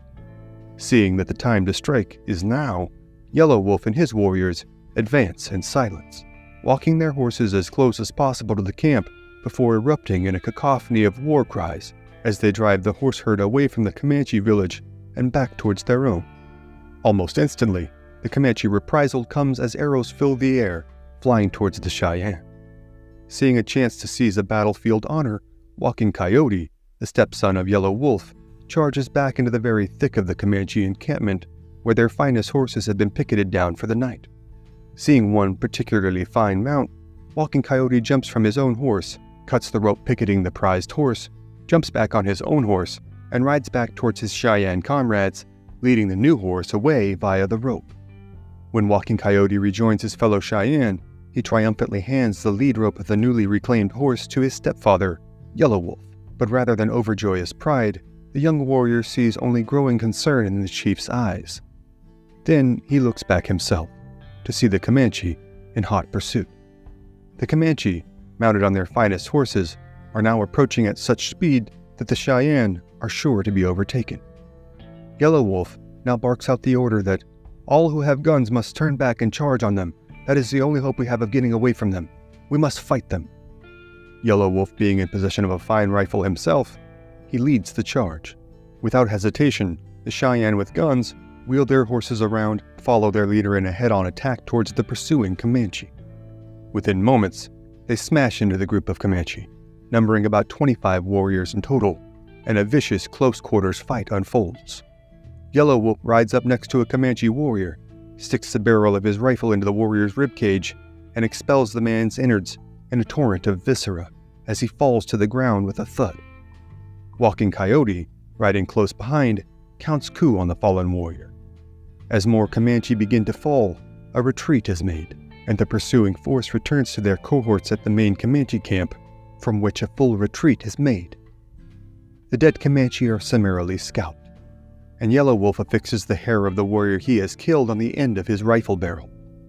The Cheyenne ride back into their camp to the great surprise and adulation of their kinsmen, wives, and children.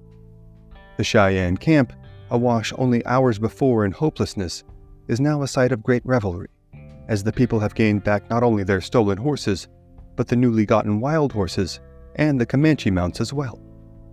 In 1840, a peace would be made between the Cheyenne and the Comanche, and Bull Hump would recall the raid and explain that he and his warriors had believed, quite rightly, the Cheyenne would be heading back to their camp, and seeing as how the Cheyenne camp was now a far more formidable target, they had chosen to fight another day. Such was the way of warfare on the plains, a highly mobile, fluid, and violent affair with battles that took place countless times throughout history, the vast majority of which have gone unrecorded. And while you can rest assured that there are many other accounts of intertribal warfare on the open plains, those, for tonight, are other stories for other times.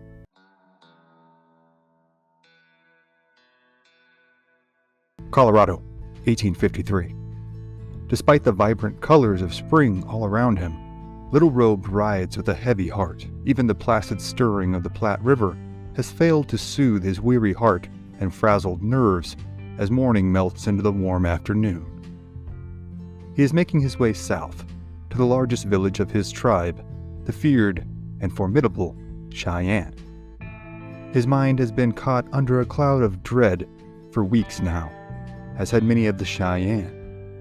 His band's beloved chief, a respected warrior named Alights on a Cloud, has been killed in a battle against their hated enemies, the Pawnee.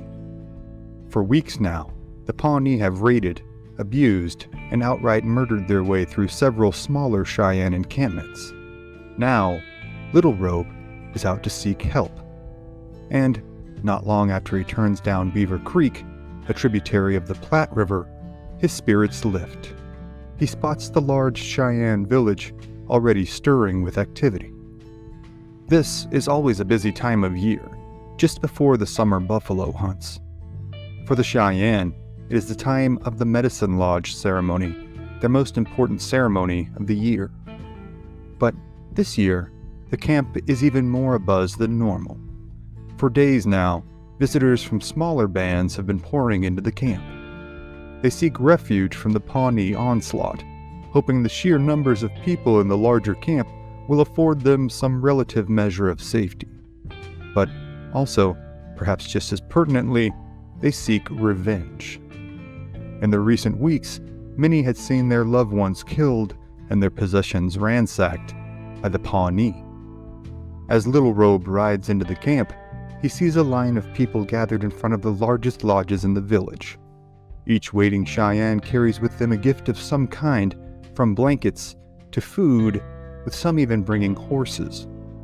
Inside the lodges are gathered the vaunted warrior societies of the Cheyenne. The Fox Warrior Society, the Elk Warrior Society, the Shield Warrior Society, and the Dog Warrior Society.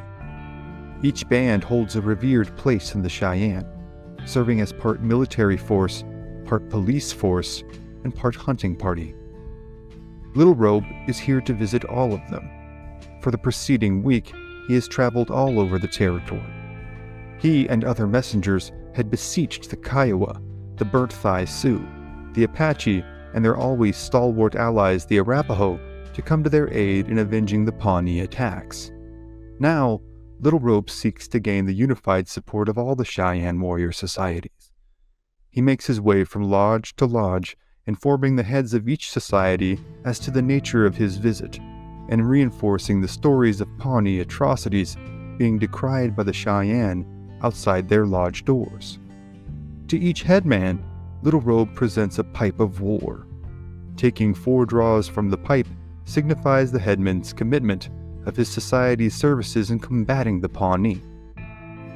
Each war chief, from Kit Fox, Shield, Elk, Bowstring, and Dog societies respectively, pledged their and their band's allegiance to combating their hated enemies. Within a few days, their allies who have also committed to the fight also begin to pour into the camp. The Kiowa, the Apache, the Burnt Leg Sioux, a few Crow warriors, and the Arapaho all come to the camp eager to hunt down the Pawnee and avenge their prior losses. But before any warriors from any tribe can take to the warpath, there is first the matter of the medicine ceremony. Often misunderstood as a test of mettle, the medicine ceremony, a common practice in many northern plains tribes, consisted of days of fasting, chanting, and dancing, all while tethered to a large pole in the lodge via leather cords pierced through the skin of their upper chest. Young men are generally selected or volunteer to subject themselves to the torturous ceremony, but it is seen as more of a spiritual quest than a public demonstration of pain tolerance. It is the Kit Fox soldiers who will be heading up this endeavor, as they are often deferred to, especially amongst the northern Cheyenne. Thus, they are bound by Cheyenne tradition to participate in the medicine ceremony. The ceremony is a central aspect of Cheyenne society, one few outsiders at this time have been privy to witness. However, George Bird Grinnell, an American anthropologist, historian, naturalist, and author of The Fighting Cheyenne, as well as The Cheyenne Indians and Their History and Lifeways, links to purchase in the description, gives the following description. The afternoon before the sacrifice was to be made, the warrior and two older warriors who had been through the ceremony before and were to serve as his instructors went out to cut the pole to which he was to be tied. When a young cottonwood tree suitable for the pole was found, they grasped his arms and caused him to move his hands 4 times towards the tree, as if cutting it with an axe.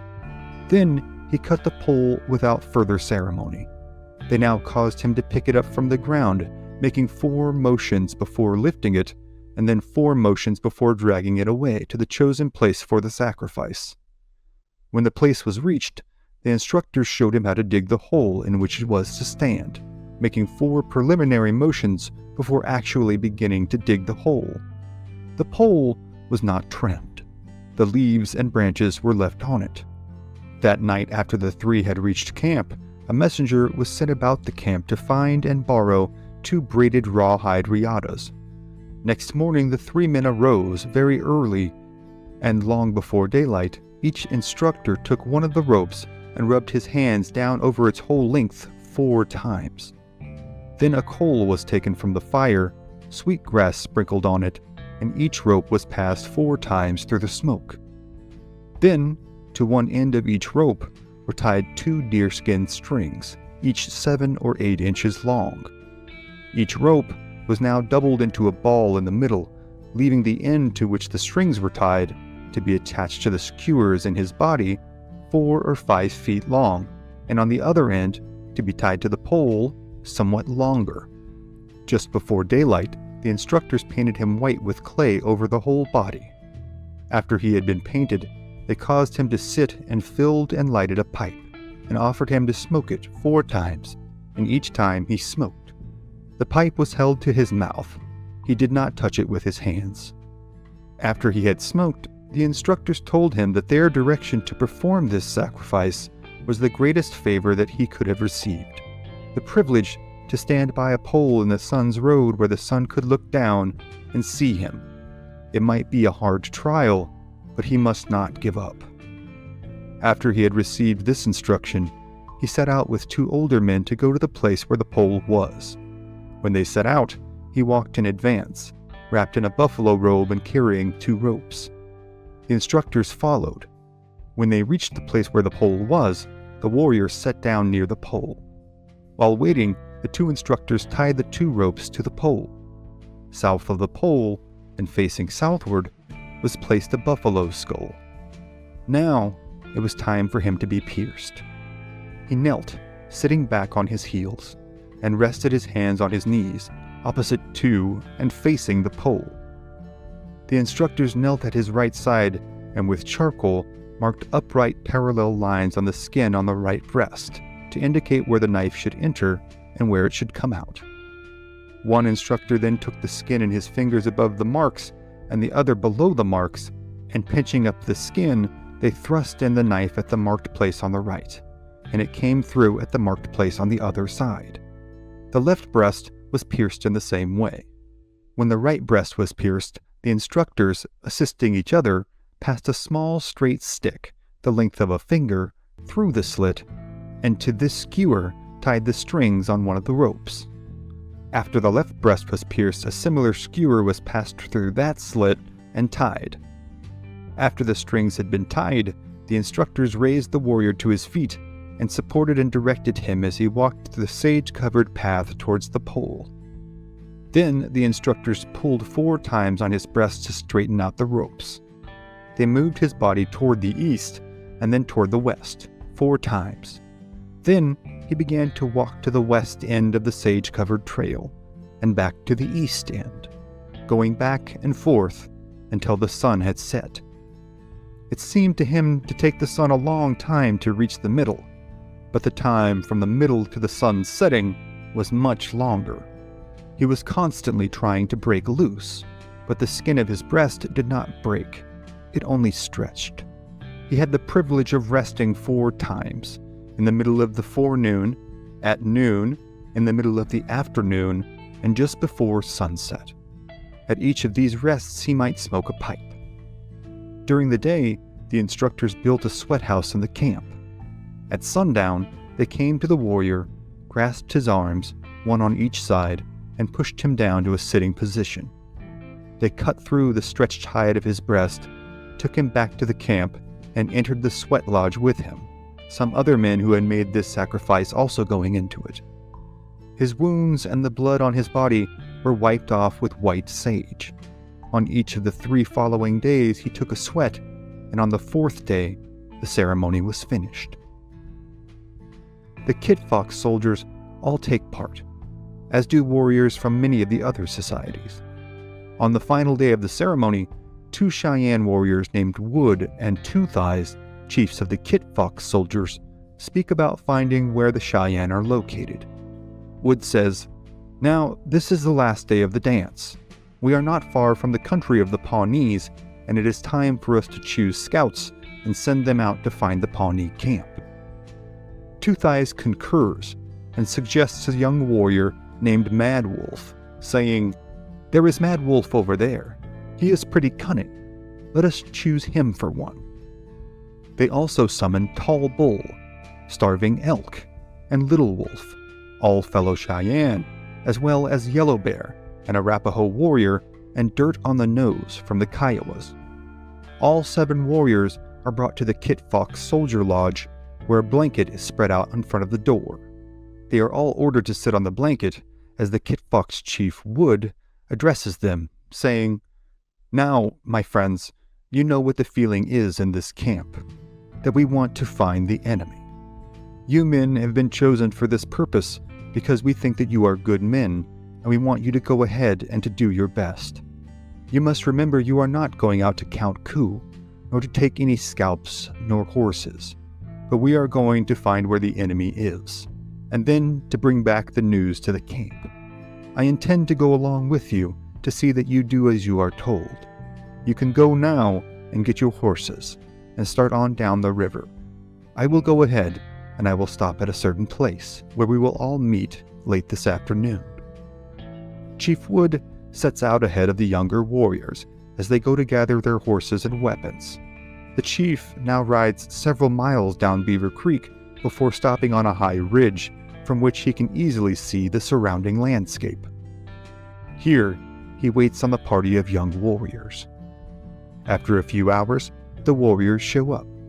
They are, much to the chief's dismay, accompanied by 3 other young warriors who had not been invited, but have insisted on tagging along. However, the chief acquiesces to their presence, as they are too far from the main camp to send them back alone. The group travels on for a day and a half, sleeping little, stopping only once for a quick meal and a short repose for themselves and their horses. Finally, in the afternoon of their 2nd day of travel, they come upon a pack of wolves feasting on a buffalo carcass. The warriors chase the wolves off in order to better inspect the carcass. Embedded deep in the hulking animal's torso is an arrow with markings they all recognize as Pawnee. Yellow Bear, a dog soldier of the Arapaho, rides to the top of a nearby hill, only to return rapidly with news that he has spotted 3 Pawnee riders heading south over a hill about a mile away. The young warrior, now flushed with the desire for combat, begins to ride in circles, singing his war song and insisting they give chase. Chief Wood patiently but firmly walks up to Yellow Bear's horse and grabs hold of the reins, stopping the animal. He then speaks calmly but resolutely, saying, "My friend, we came out here to find the enemy and then to go back and report to the village. We did not come out to take scalps nor to count coup. Let us do what we came to do and nothing else." In no position to disagree, the younger warrior defers to his chief's wishes. and the party makes haste back to the Cheyenne village. After another grueling ride back, taking another day and a half, the party rides into camp bringing with them the fruits of their reconnaissance.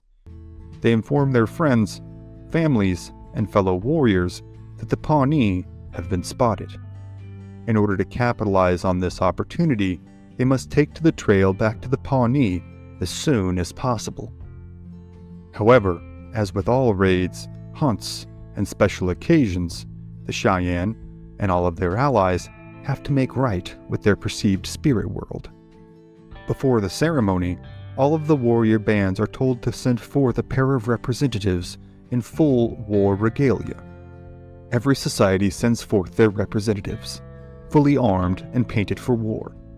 They march in an extended line, spaced out roughly 100 yards from each other, through the center of the village. Turning left, they amass just outside of the village. Two elder chiefs ritually cleanse and bless the tribe's sacred bundle of arrows, known as the medicine arrows, as well as a buffalo skull cap, known as the medicine hat. These are considered items of great spiritual power, whose possession comes with a weighty responsibility to protect the arrows and uphold the virtues they represent. Once this ceremony is finished, the war paint is washed off and the weapons sheathed. All the lodges are broken down and packed up, and the village is made ready to move down the creek. Spirits are high, as many in the group have come to this camp specifically to seek revenge for the Pawnee attacks wrought upon them. The next day, the camp moves out and heads down the stream several miles before stopping and re-establishing a new site. While the women work on setting up the lodges, the chiefs again assemble and call out a roster of names they have agreed to send out on another scouting mission. They call upon Tall Bull and Warbonnet, two of the warriors from the original reconnaissance squad that had gone forward a few days earlier. A dog soldier named Wolfface is assigned to accompany this squad, as are three other dog soldiers. They are ordered to ready their horses and their weapons. But this time, there will be no ceremony. Now, there are only the cold, hard calculations of combat. The party assembles and leaves immediately, heading south again towards where the Pawnee had been previously seen. They travel all through the afternoon and most of the night. They sleep fleetingly for a few hours before the sun rises, then again take to the trail. In the early afternoon, they come to the location where Tall Bull had originally seen the Pawnee. They top the hill that Tall Bull had originally seen the Pawnee flee over, only to come upon a large, empty space on the prairie, dotted with smoldering campfires, buffalo carcasses, and stray Pawnee dogs. To the southwest of this camp, the warriors spot a trail that leads over another hill. The 6 warriors ride to the top of that hill, hopping off their mounts and crawling towards the crest of the ridge that overlooks the valley that sweeps down before it. At the bottom of the valley, tucked next to the creek, is the large village of Pawnees. Tall Bull and Wolfface slip down into the stream bed above the village and silently work their way down towards the village for a closer look. They see a massive campfire in the middle of a large circle of many Pawnee men, women, and children, all circling the fire and dancing. Off to one side stand a contingent of warriors from another tribe.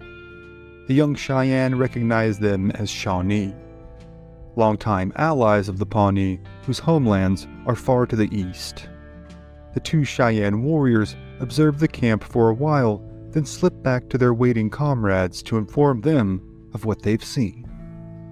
Tall Bull sees this as a prime opportunity for all of them to pad their warrior resumes. He suggests that they all, one by one, cover themselves with blankets, disguising themselves as one of the Pawnee. Then, he says, they can sneak into the camp to mingle with the Pawnee and their allies. Each time any of them touched a Pawnee or one of their allies, they would be able to count it as a coup. Counting coup is a well-known and oft mythologized practice among many of the Northern Plains tribes. The practice involved getting close enough to an enemy to touch him, either with a special rod known as a coup stick, or by bow or by hand. Doing so demonstrated the warrior's fearlessness of the enemy and garnered him accolades demonstrated in the way of either feathers added to a war bonnet or some other form of material compensation. On this day, though, one of the other Cheyenne warriors manages to talk Tall Bull down from his grand ambitions. "No, we had better not do that," the Cheyenne warrior said. "We were not sent here to count coup or to mingle with these people, but to find the camp. Let us go back." Letting discretion be the better part of valor, the group makes its way back to the village to report that they had found the Pawnee.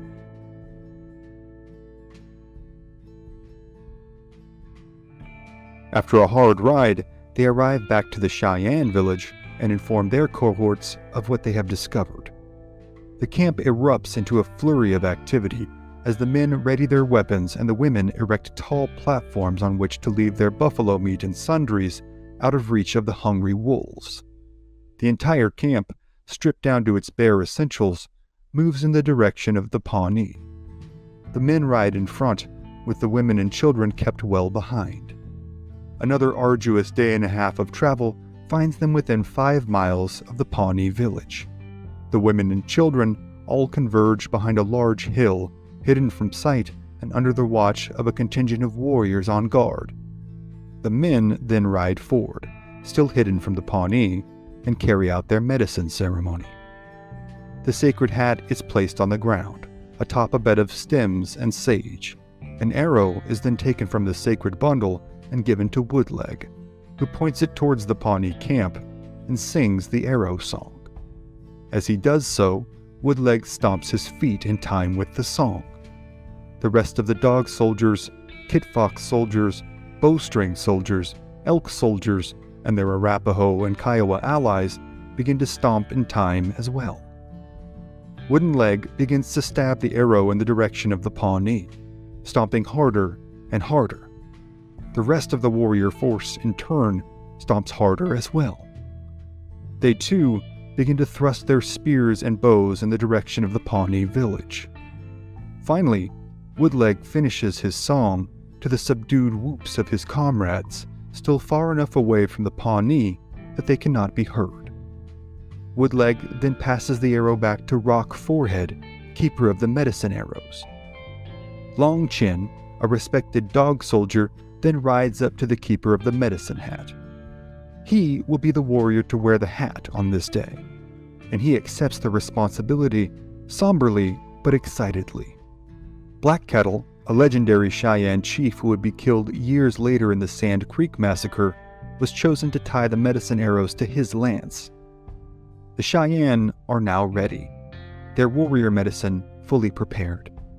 Then, as they make one last head count before heading out towards the Pawnee village, they find themselves sickened to realize that Big Head, a young, arrogant warrior, had taken off earlier with 8 younger warriors intending to amass their own glory before their comrades could arrive. Breaking formation like this is not only a poor tactical decision, it is, for the Cheyenne, a metaphysical disaster. The medicine that they had so meticulously cultivated for this battle is now broken. This, to say the least, is now a bad situation for the Cheyenne and their allies. But there is no turning back now. Their cover will have been blown by the premature raiding party, and if they do not attack now, they may soon find themselves, and their families, caught and killed by the Pawnee and their allies. The main force now charges forward, under the navigational direction of Tall Bull and Wolfface.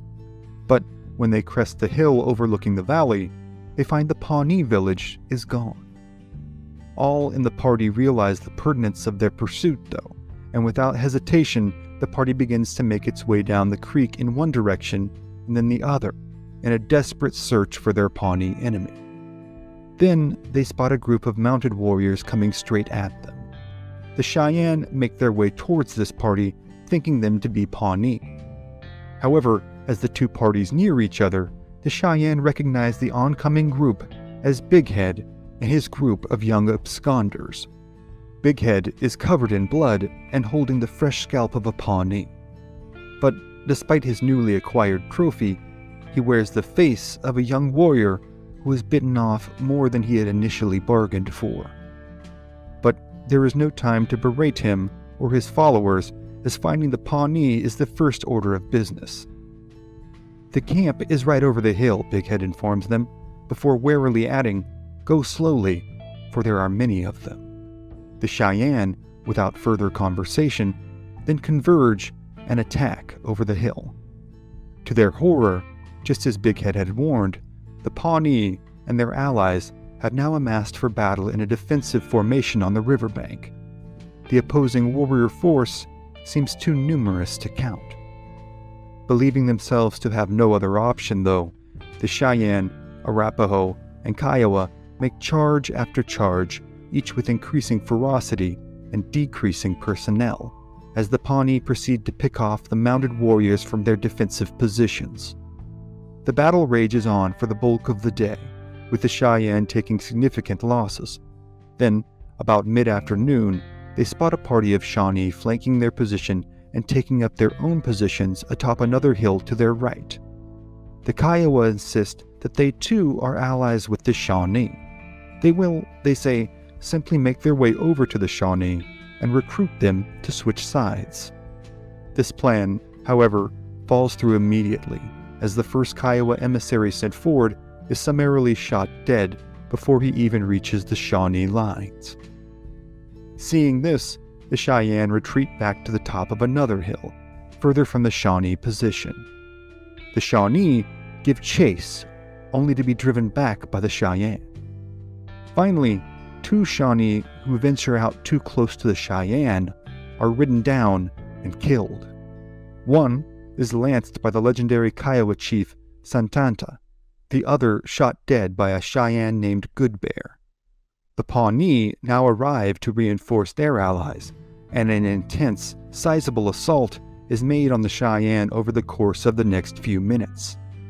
In the ensuing bloodshed, 17 Cheyenne warriors, 4 Arapaho warriors, and several Kiowa warriors are killed. Seeing their medicine as truly broken, and all hope being lost, the Cheyenne and their allies make the agonizing decision to retreat, leaving their dead comrades to the mutilations of the Pawnee. They ride hard and fast back to their families. When they arrive back to the Cheyenne camp, great moans and wails float up from the prairie as newly widowed women are informed of their beloved husbands' fates. There is no time to grieve, however. Amidst their tears, the Cheyenne make a desperate, hurried march north. They know the Pawnee will be out for revenge, and time is of the essence. It is not until they reach the territory of Beaver Creek, another day and a half of hard riding later, that the events of the previous few days can be given time to truly sink in. The funeral ceremonies are carried out, and a period of great despair takes hold over the Cheyenne camp. But there is still a harsh winter to prepare for, and now, with fewer warriors on hand, this summer's buffalo hunt will be an even more dangerous and arduous endeavor. Life in the Old West is a cruel, harsh, and often short affair. For the Cheyenne and for the Pawnee, who, despite their victory, have lost many warriors as well, this cycle of viciousness and vengeance was the inescapable reality of life on the plains. The stories of great tragedies, unspeakable violence, inspiring cooperation, and harrowing endurance are too numerous to mention amongst the Cheyenne, Pawnee, or any of their allies. All are tales worthy of great reverence and respect. But for tonight, those are other stories for other times.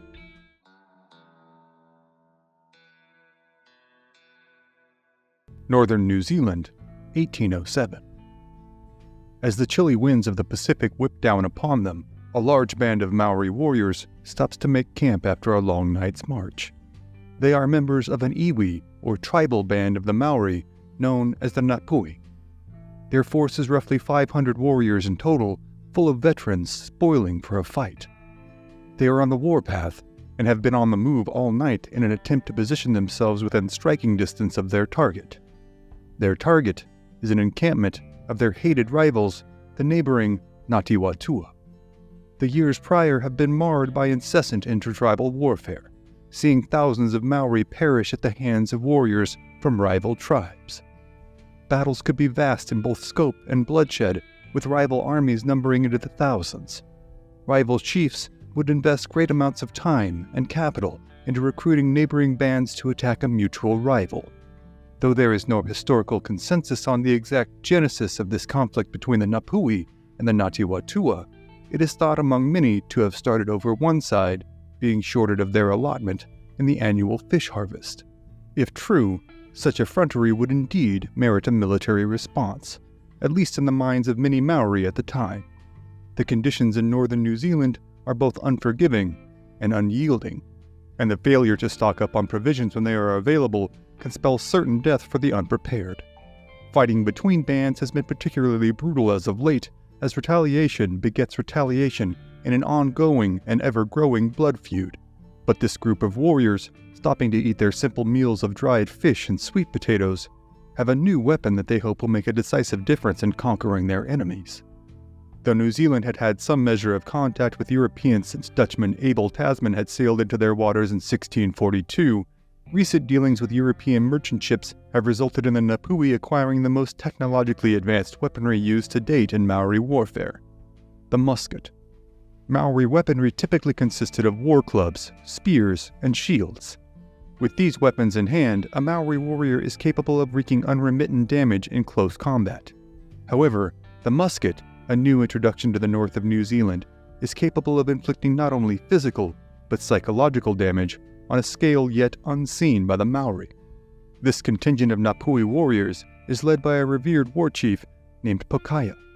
Pokaia is a descendant of a line of chiefs, likely the eldest son of his father, as mana or power is generally inherited, passed on from father to son.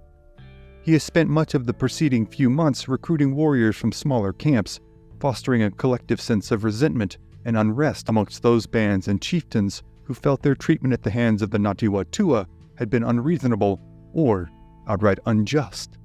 He has driven his band of 500 warriors hard all night, heading south from their homelands until reaching the mouth of Moramanui Gully. Now, as the sun's morning rays begin to peek over the horizon, the warriors enjoy their breakfast in stoic silence, each deeply enjoying the brief respite from the incessant demands of Maori warfare.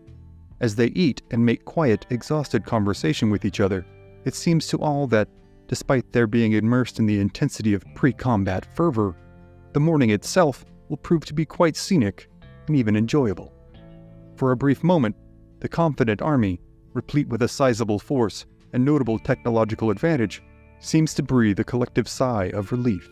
A brief veil of silence then seems to fall over the camp, so fleeting that the Napui scarcely seem to notice the oddity of a complete, total silence in the trees and tall grass that surrounds them. Then, with the fury of a seismic wave crashing into the nearby beach, the world all around the Napui seems to explode. Suddenly, what had seemingly been placid blades of tall grass only moments earlier erupts into a hailstorm of innumerable Maori warriors, hailing from the Napui's intended target, the Ngāti-Wā-Tua. The Ngāti-Wā-Tua have received warnings from their scouts in the area of the oncoming Napui war party and decided that the only way to combat the sizable force advancing upon them is to employ a surprise attack. Though the Maori are indeed highly organized warriors, capable of not only carrying out lengthy, complex tactical maneuvers, and are perhaps the most adept purveyors of siege warfare on the planet at the time, they are also masters in the art of planning and executing ambushes. Under the command of their chiefs Murupenga, Tuware, and Teaoho, they had hidden amidst the foliage in Moramanui Gully, knowing that that was the most viable campsite for a force of 500 warriors for miles around. As the sweet potatoes and fish they had been enjoying moments earlier are now flung to the ground, the Napui scramble for their weapons. In the chaos of the ensuing melee, those armed with the muskets they had hoped would wreak such havoc now find them to be of little use. The Napui are, in fact, hardly proficient in the maintenance or use of the muskets. Many misfire, and many more send their single shots sailing harmlessly into the dirt or over the heads of their intended targets. As most of the lead balls whiz harmlessly through the air, and the sickening ping of their misfires resounds through the camp, Ngāti-Wā-Tua warriors flood in among the 500-strong invading force, clubbing, slashing, and stabbing as they go. As the din of the initial volley from the muskets fades into the dawn air, it is replaced with the repeated sickening thuds of Maori war clubs meeting flesh and bone. War cries abound, as do the lamentations of the wounded. No quarter is given, and none expected, as the battle unfolds in brutal fashion. As the fight goes on, the Napui are pushed further and further out onto the beach. Though caught off guard by both the ambush and the relative failure of their new weapons, the Napui fight fiercely, as do the Ngāti-Wātua. One account relates how the Ngāti-Wātua chief Taoho is speared through the cheek by an attacker. Rather than retreat, Taoho pulls the attacker, still holding his weapon, closer to him and dispatches him with his war club. Finally, the Napui chief, Pokaia, is felled by yet another mighty blow from the war club of Taoho. Seeing the death of their leader, the remaining force of anywhere from 200 to 350 surviving Napui scatter, fleeing for their lives northward up the beach. The Ngāti-Wātua give immediate chase, cutting down the slower among the retreating Napui with reckless abandon until they are called to a halt by their chief Taoho. He orders a line drawn in the sand and that none of his warriors should pursue the Napui beyond it. The root cause behind this display of mercy shows the inexorable closeness in both proximity and bloodline between even the most bitter rivals of the Maori. Chief Taoho has relatives and, not to mention, trading connections with the Napui, and despite their insolence and aggression, he does not wish to damage their relations any further. However, this charity does not extend to the roughly 150 to 300 dead Napui warriors now strewn about the beach, seemingly as though washed up by a storm. These unfortunate slain will suffer the fate of the vanquished in Maori tradition. Dozens are summarily butchered and consumed by the Ngāti-Wātua, until the warriors have consumed their fill both spiritually and temporally. Then their remains are left where they have fallen. For weeks to come, the Ngāti-Wātua will witness large flocks of seagulls congregating on the beach from their village a few miles away. This macabre event will give birth to the Maori name for this battle, Te Kai a Te Kauroro, or the Seagulls' Feast. Though it is merely a continuation of an ongoing feud, and in fact much smaller in scale than many previous engagements between the two factions, the Seagulls' Feast marks a seminal point in Maori history, the beginning of what will come to be known as the Maori Musket Wars. These brutal wars will carry on over a period of 3 decades, from 1807 until 1837, and will see as many as 3,000 separate engagements between rival Maori bands. The Musket Wars will result in the deaths of between 20,000 and 40,000 Maori, and the loss of countless more to the throes of slavery as prisoners of war. But, for tonight, the stories of these battles, as well as the countless tales of heartache, horror, and heroism that abound within the 30-year history of the Musket Wars, are other stories for other times.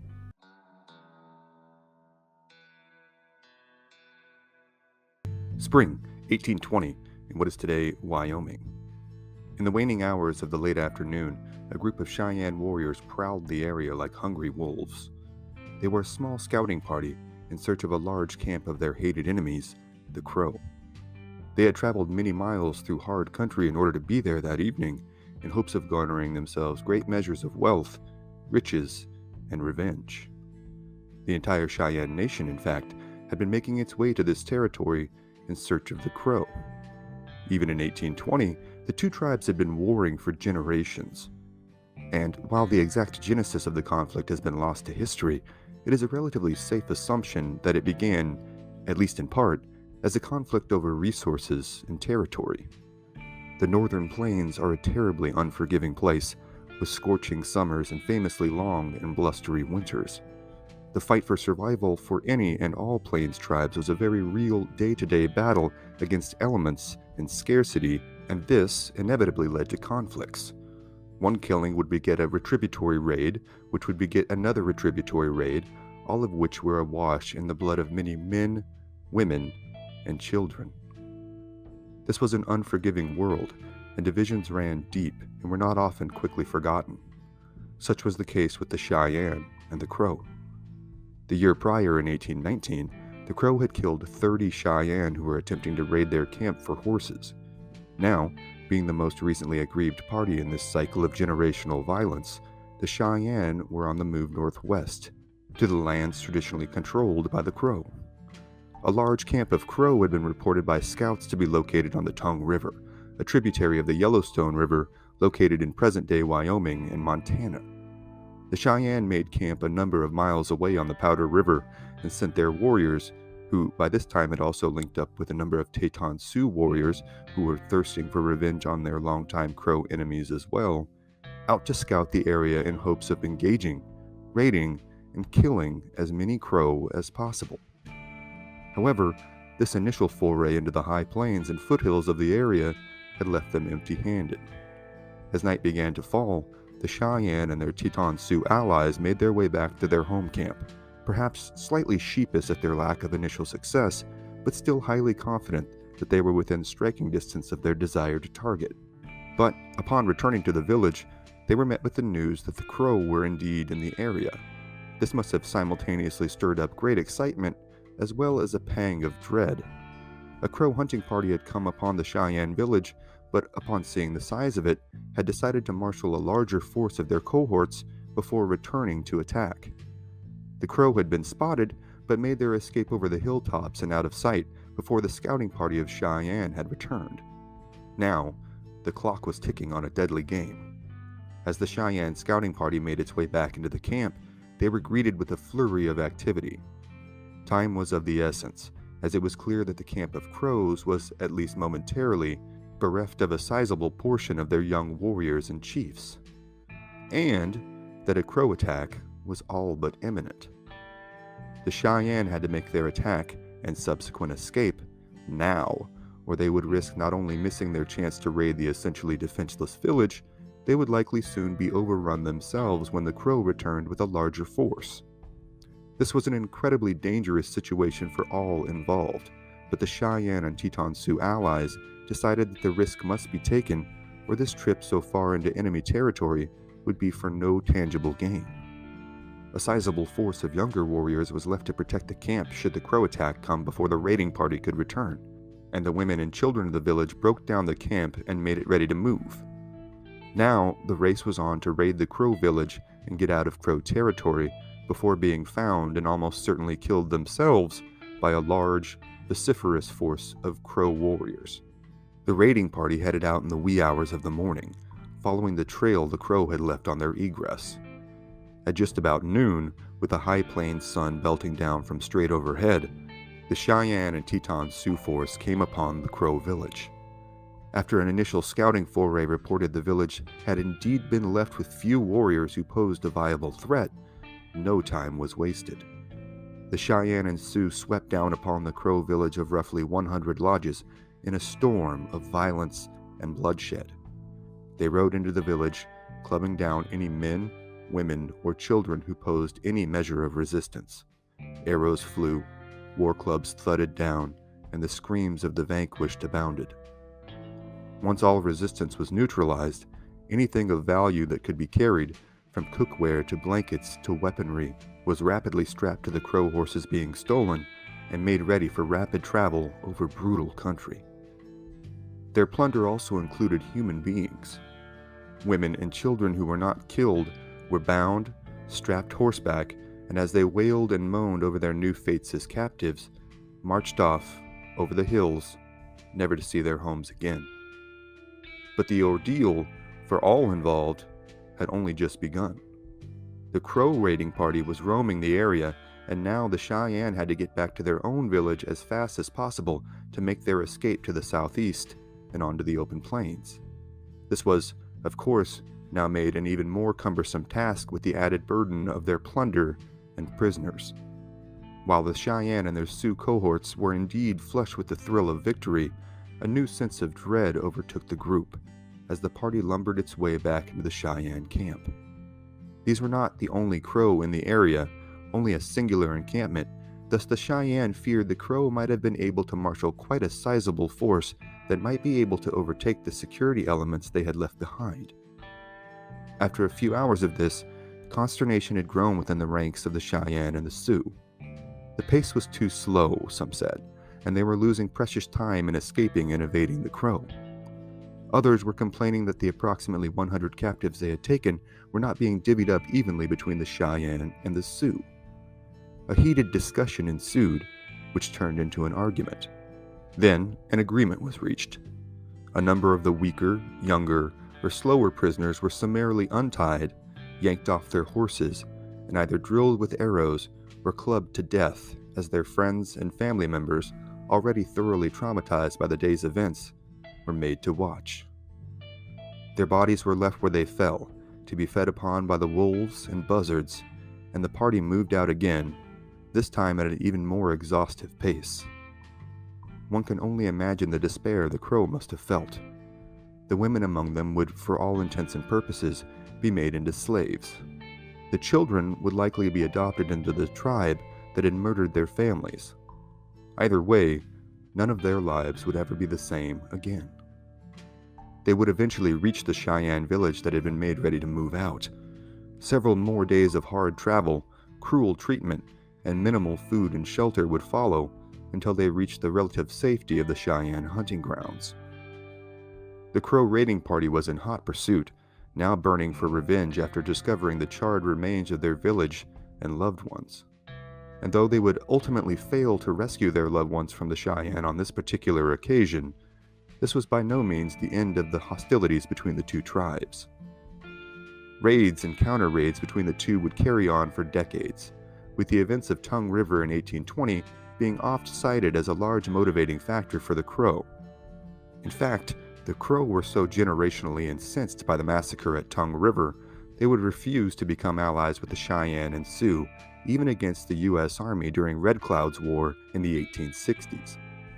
The intertribal politics of North America, both pre- and post-contact with the Old World, in large part set the foundation for their interactions with subsequent settlement attempts. The tales of raids and counter-raids, violence and vengeance in the history of the American West are too countless and too consequential to cover in one episode. But rest assured, those are other stories for other times.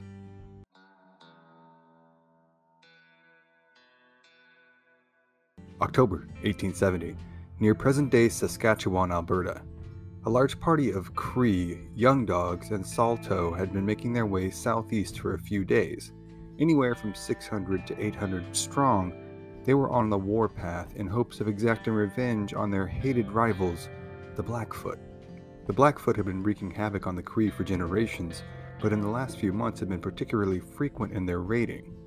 However, these incessant minor raids were largely because the Blackfoot had been severely weakened by a smallpox outbreak over the last 2 years, and were having trouble securing resources via any more grandiose means. So, now, the chiefs of the Cree concluded that this would be a good time to make their assault. But, on this chilly morning in the middle of the Albertan plains, several dozen warriors stood in a semicircle around the war chief Piapo. Piapo had had a dream, and the dream had given him great concern about proceeding. As the impatient party of young warriors stood skeptically listening to his recounting of the dream, he beseeched them to proceed no farther on this raid. He proclaimed he had seen a giant buffalo with iron horns in his dream, and that this buffalo was attacking their entire camp, mauling and killing them wholesale with its giant iron horns. Understandably, Piapo thought this was not the kind of omen one wants to encounter while on the warpath. Still though, while dreams and visions did indeed hold great sway within the Cree tribe, this did not mean that all visions were created equal, nor that all were to be taken seriously. This party of bellicose young men were intent on exacting their revenge for horses stolen and family members killed. Thus, they were not terribly inclined to turn around and head home just because one of them had essentially had a bad dream. The party ignored his warnings, and they all carried on, southeast towards what is today known as the Oldman River near present-day Lethbridge, Alberta. This is where the Blackfoot and their allies, the Bloods, were camped. Now, before we get too much further into this story, it's worth taking a moment to clarify the alliances between these different tribes that resulted in these deeply held and decades-long blood feuds. Like almost any other tribes cohabitating a particular region, Strategic alliances were often formed on Canada's harsh central plains as a means of survival. The Blackfoot were the largest contingent of the Blackfoot Confederacy. They were comprised of the Siksika, the Blackfoot, the Kainai, or the Blood, and two sections of the Piegan, or Piikani, the Northern Piikani and the Southern Piikani. Later on, they would be joined by the Sarsi and by the Gros Ventres. They spoke different languages, but adhered to a very similar culture. The Iron Confederacy was comprised of the Cree that moved onto the Great Plains around 1740. The southern half of this movement eventually became the Plains Cree, and the northern half would become the Woods Cree.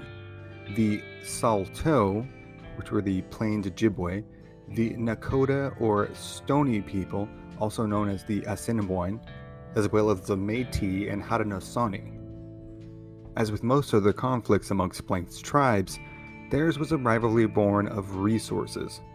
The best hunting lands were held by those with the martial ability to acquire and sustain control of an area by running their enemies out, securing some form of peace agreement with them, or by killing them off entirely.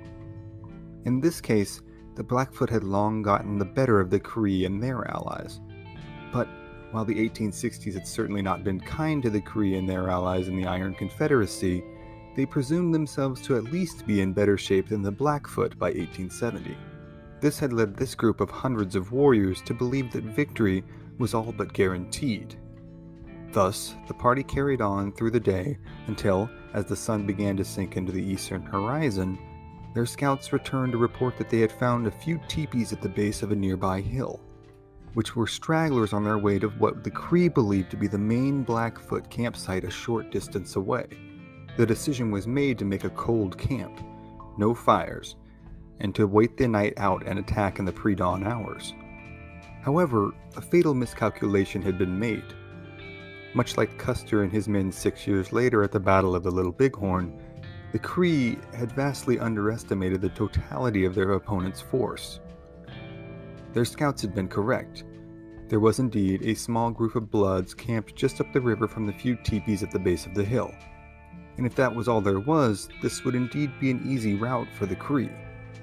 But, in fact, a far larger Blackfoot contingent was camped just up the river from this smaller group. Had the scouts seen this group, perhaps Chief Piapo's vision would have been given more credence at this most critical 11th hour. But they did not. And so, on the morning of October 25, 1870, before the sun had crested the skyline, the initial Cree attack began. The first to fall would be the two families that were camped at the bottom of the hill near the river. They awoke to their teepees being slit open by Cree knives. Everyone inside who was not shot dead with arrows or stabbed to death with spears where they lay was dragged outside and stabbed, slashed, and bludgeoned to death. This included a number of women and children. The next to fall would be the small group of Bloods camped next to the river, who were all asleep in their teepees. The Cree stormed into the camp, which was dead silent after they had killed all the dogs. The only thing that pierced the silence were the Cree yelling, "We're here," as they began slitting open teepees and slaughtering the inhabitants. Now the gunshots began to ring out, as the Bloods, whose camp was far better equipped with rifles and revolvers than their attackers, began to defend their families and their lives. Women and children shrieked in terror as they were cut down trying to cross the river in an attempt to flee to the larger Blackfoot camp. Many were shot down, some were not, and as they rushed into the larger camp to inform the Blackfoot leader, Mountain Chief, of the attack that was underway, they were met by warriors already exiting the camp on their way to defend their Blood allies. By the time the sun had risen, the river valley was swarming with Blackfoot warriors, riding at full speed on their war horses down the ridgeline and encircling the Cree near the river. Now, the hunters had become the hunted, and the Cree were forced to make a retreat. The fighting raged on for hours, with the Blackfoot and Cree ensconced in two ravines that ran parallel to one another. Attacks would be made and retreats attempted, with dozens of warriors on both sides being cut down by mid-afternoon. Eventually, hundreds of Cree warriors tried to swim back across the river and flee into the nearby thicket.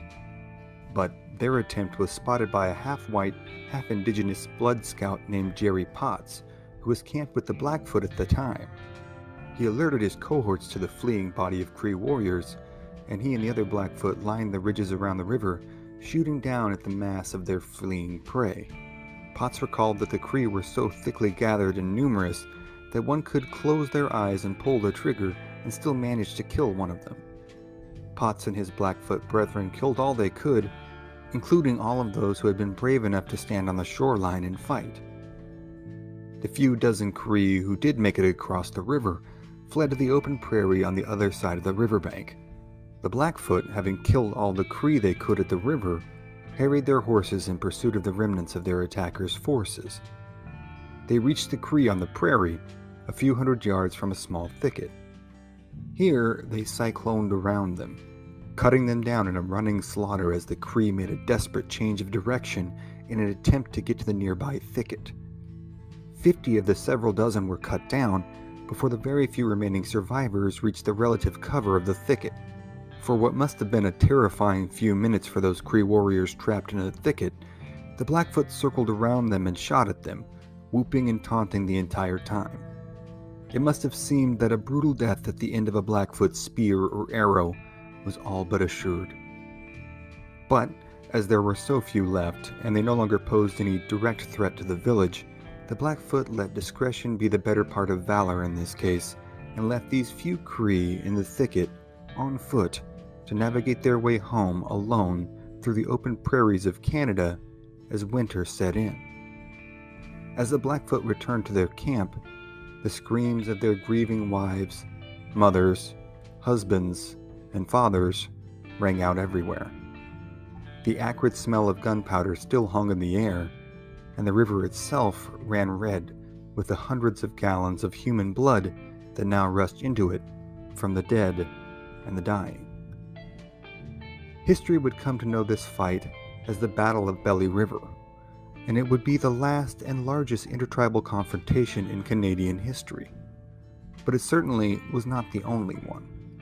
The tribes of the Northern Plains lived in an unforgiving reality. Their resources were finite, and territory was everything. And thus, as is universally the case with the human condition, conflicts inevitably arose. But for now, those are other stories for other times.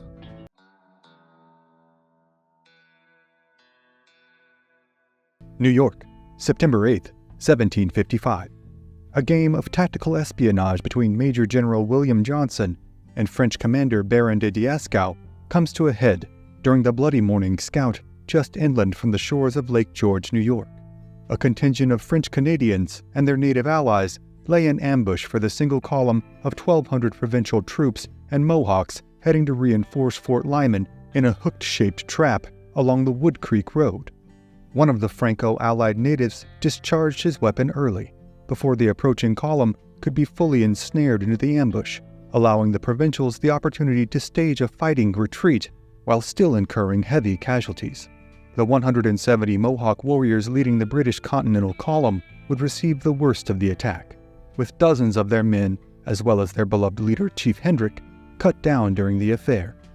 After all hell had broken loose that morning for the British colonials and their Mohawk allies, the steely resolve of Colonel Nathan Whiting proved a decisive factor, as he took charge after the consecutive deaths of Chief Hendrick and Massachusetts Colonel Williams. The quick-thinking colonel from the Constitution State, bringing up the rear of the column, instructed his men to find cover along the Wood Creek Road, opening a path for the retreating Massachusetts and Mohawks. The French Canadians would have the heavy casualties they had just inflicted upon the colonials returned in kind, as they were slain in large numbers during the overzealous pursuit. As the provincials and Mohawks made their dash back to camp, Major General Johnson commanded his forces to prepare for a follow-up assault from Dieskau and his men. Cannons were brought forth from the makeshift fortifications inside the camp and aimed towards the road.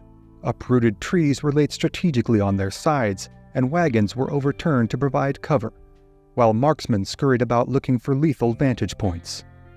While the makeshift defenses were not flawless, They gave the colonials nearly 100 yards of open foreground to fire upon the French should they attack using the road leading to camp. For the better part of the next 90 minutes, survivors of the ambush made their way back into Johnson's camp. A medical tent was designated for the wounded, and a chaotic scene unfolded as wounded were tended to, and preparations were simultaneously made for a massive assault. Captain Eyre was designated command over the artillery. 18 and 32-pound cannons were aimed towards the road the French would almost certainly be traversing to strike. Around noon, Whiting's men gave up their fighting retreat and sprinted the remaining 3/4 of a mile back to camp. Johnson's camp was located 300 yards from the lake. With a hill on the left and an extensive swampy hollow on the right, his front being no more than 200 yards across. Once all of his men had taken their positions, the regimental roll call went from left to right as follows. Fitch's Connecticut companies of the 1st New York Regiment, 1st Connecticut, 2nd Connecticut, and 1st, 2nd, and 3rd Massachusetts on the right. It is assumed that the 1st Rhode Island were divided up as they streamed back into camp after the bloody morning scout and took up arms where the officers deemed necessary, which was typically upon the flanks and as a reserve force. Eyre had placed 3 heavy cannons on the road between the 2 Connecticut regiments, with a 4th on the left between the 2nd Connecticut and 1st New York. As the colonials locked into their defensive positions, Dieskau, after pursuing the provincials for over 3 miles down the road, called a halt to the men's march, only half a mile away. The French commander believed that it was necessary to strike against Johnson's forces in a quick and decisive manner in order to break through their line to victory. Dieskau ordered 220 of his men of the Lorraine and Languedoc regiments to assault the camp with a bayonet charge. The grenadiers were intended to bust through the teeth of the provincial defenses, creating the opening for a fatal follow-up attack. The provincial forces were for the most part rather modestly trained and outfitted. However, they did have an advantage in regards to the wilderness style of fighting, being unencumbered by the traditional continental European style of forming into lines and columns. They were awestruck by the sight of the professional French troops advancing on their camp as they appeared on the road ahead. Phineas Lyman would write of the occasion, "Their arms glistened like the sun with their bayonets fixed, and as confident, I suppose, of coming straight into our camp and carrying all before them as ever any army was." The provincial men, who anxiously held their positions behind fallen trees and overturned wagons, would be experiencing a more traditional battle for the first time, all of the horrid realities of which would soon unshakably consume them. General Johnson, sensing the quiet desperation of his men, rode about his lines on horseback, attempting to animate and embolden his people. The grenadiers stood tall and marched towards the provincial line, just out of range of enemy marksmen. The French legions fired off a series of volleys upon the provincial regiments, but this first offensive outburst did little damage. The colonial response would be a different story, as the New England and New York soldiers let loose a volley of their own, accompanied by several loads of solid shot blasted from Eyre's cannons. It was written that their effect was to cut lanes, streets, and alleys through their enemy. The psychological edge held by the French had turned on a dime, and the grenadiers scattered from their lines and sought cover in the woods around the camp. Even more devastating than the casualties suffered from the cannon fire for the French was the native allies' reaction to the sight of the opening exchange. Not wishing to become cannon fodder for the condescending Dieskau, and not desiring to engage in a battle against their Mohawk cousins, they would stay in the woods throughout the battle, disregarding any orders from Dieskau to advance. With the death of their highly favored leader St. Pierre that morning, Dieskau had little recourse for going about changing their minds.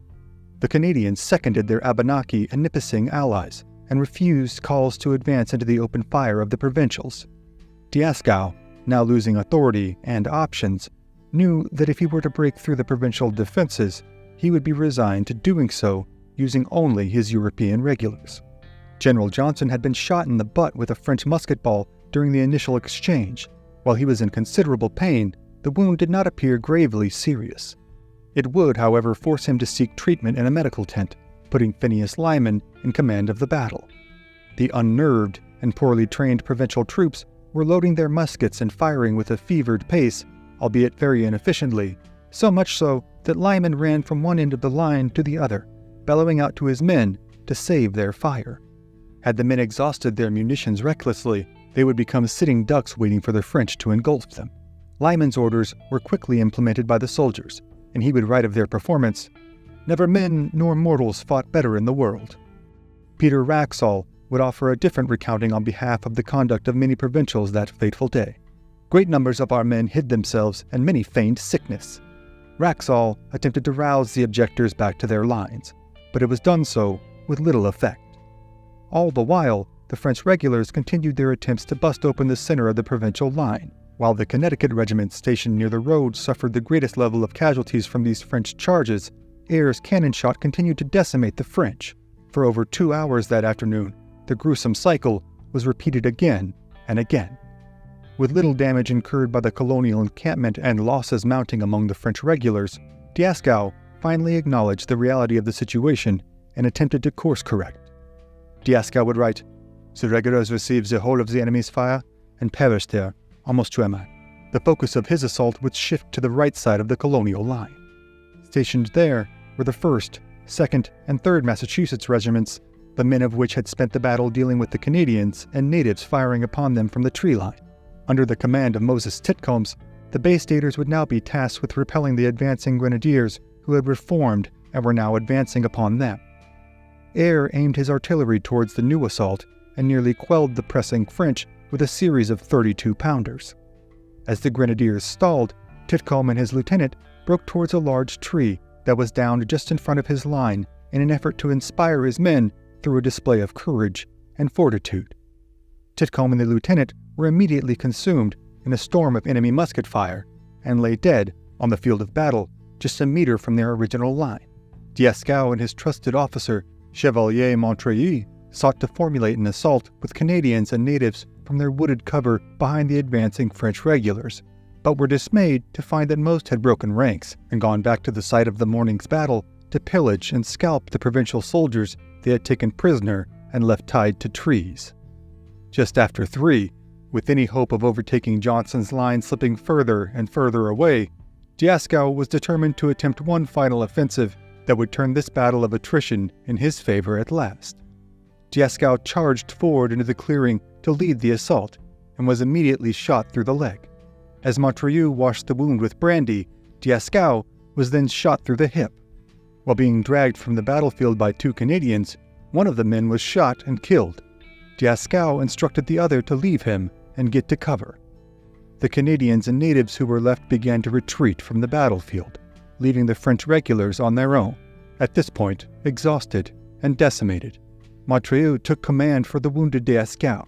He attempted to rally the regulars for another advance, but with the numbers so severely depleted and the sight of Canadians, Abenaki, and Nipissing warriors fleeing through the woods, the Mohawks behind the provincial line began to cry out in triumph. Sensing the culmination of the long day at hand, they began to rush onto the field of battle, climbing over the breastworks and charging forward with unrelenting fervor, their tomahawks raised high over their heads. Provincial troops followed suit, shooting down the retreating French as they chased them from the battlefield into the woods. Then they returned to camp. But the elation of winning the battle would have to be tempered. It was just hours from dusk, and Johnson's camp had wounded to tend to, prisoners to interrogate, and a potential follow-up assault from French reinforcements to prepare for. One of the prisoners brought into camp was Dieskau, who suffered a 4th gunshot wound when a New Englander, suspecting him of retrieving a weapon, shot him through the bladder while attempting to remove him from the field of battle. A group of Mohawks later attempted to execute the French commander, but General Johnson was able to step in and dissuade them from this course of action, sparing the French commander's life. While the reprieve from battle was much needed by the men, the engagement was not over, and in fact, the bloodiest part of the affair had yet to even take place.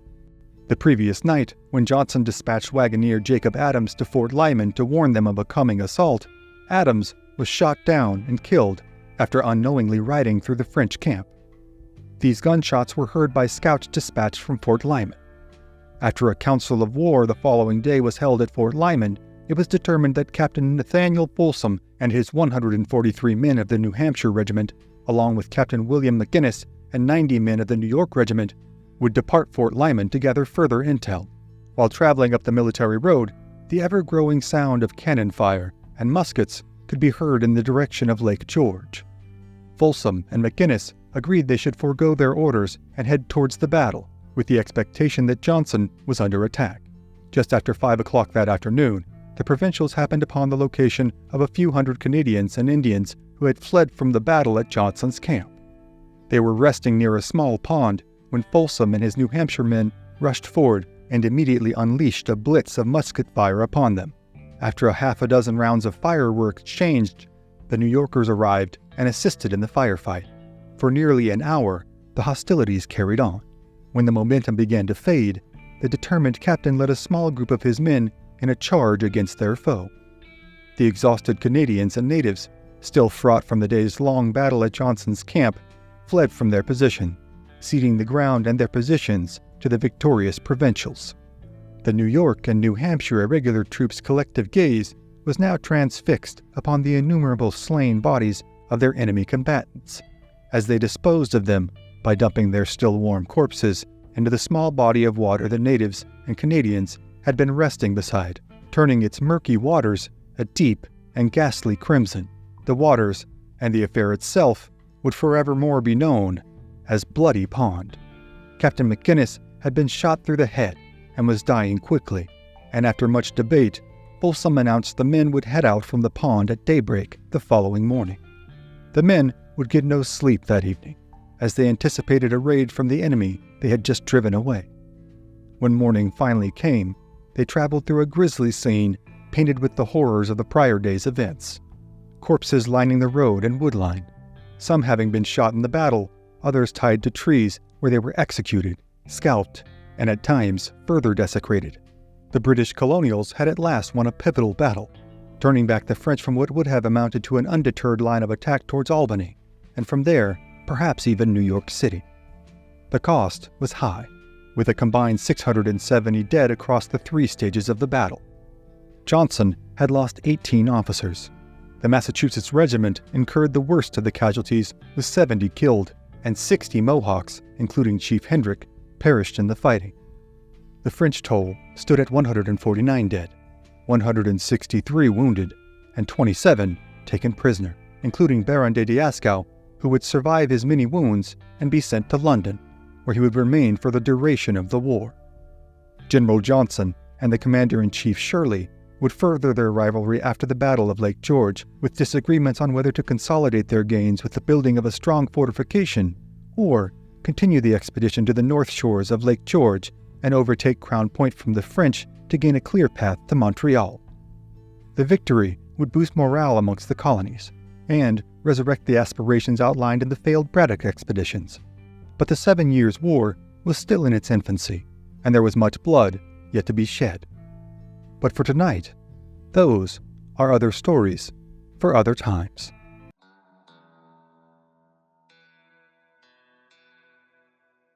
(1831), somewhere in the Great Plains of the Dakotas, a band of Hunkpapa Lakotas celebrate the arrival of a newborn boy.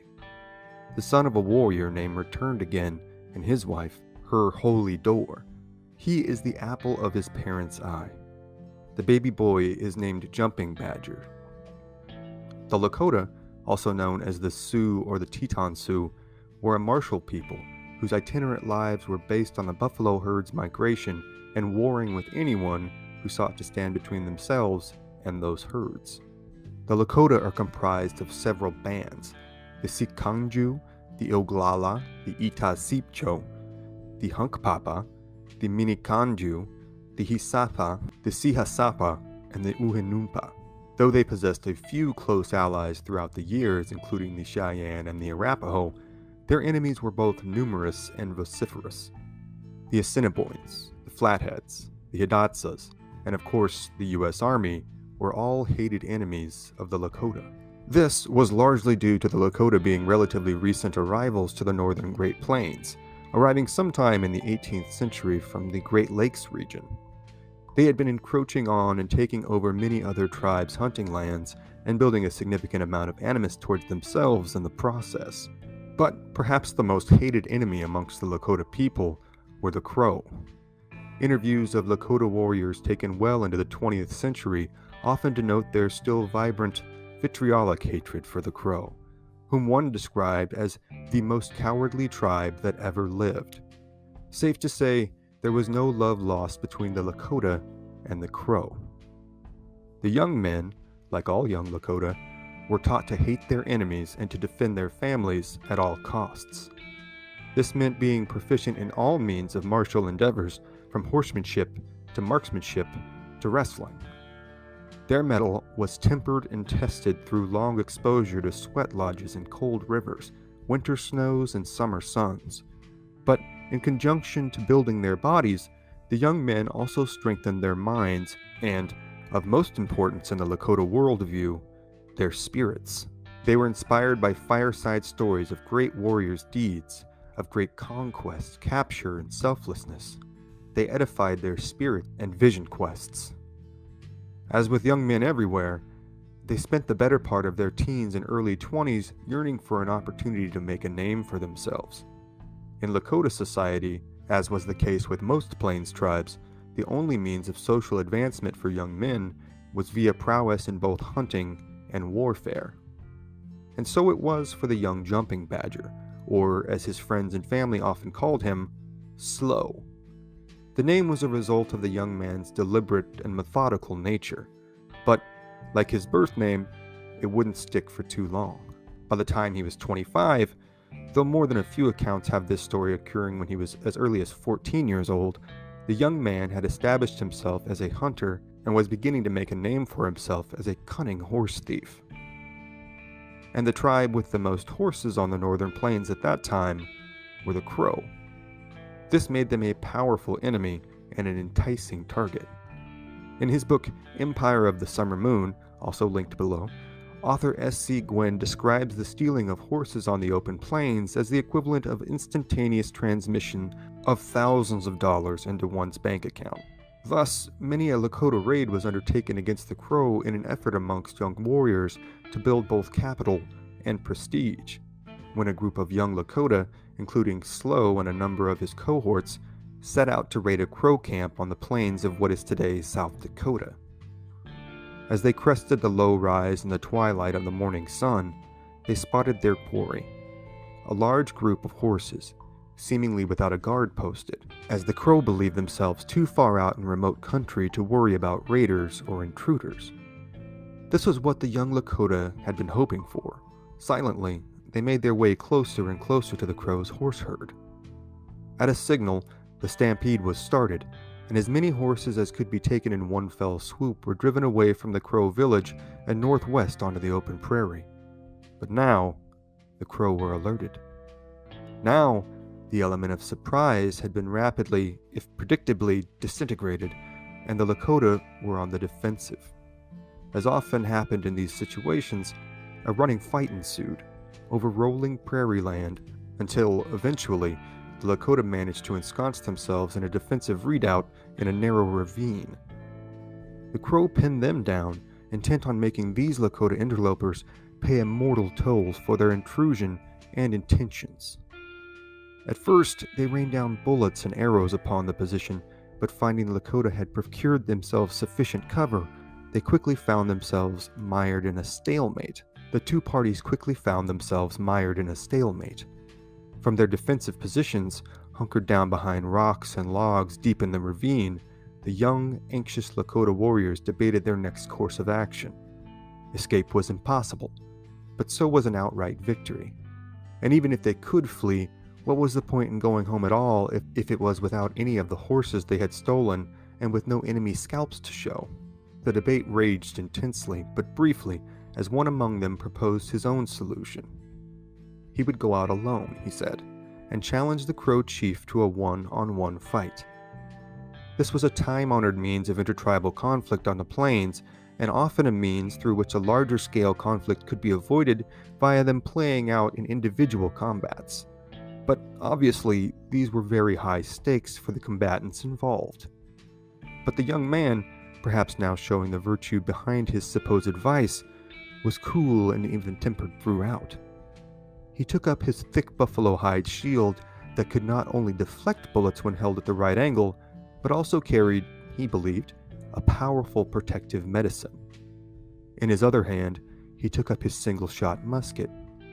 These were smoothbore weapons, and though outdated, still highly prized amongst the tribes for the physical effects they could wreak and the psychological trauma that they could inflict. The young warrior strode confidently out from his defensive position, seemingly unfazed by the prospect of enemy fire.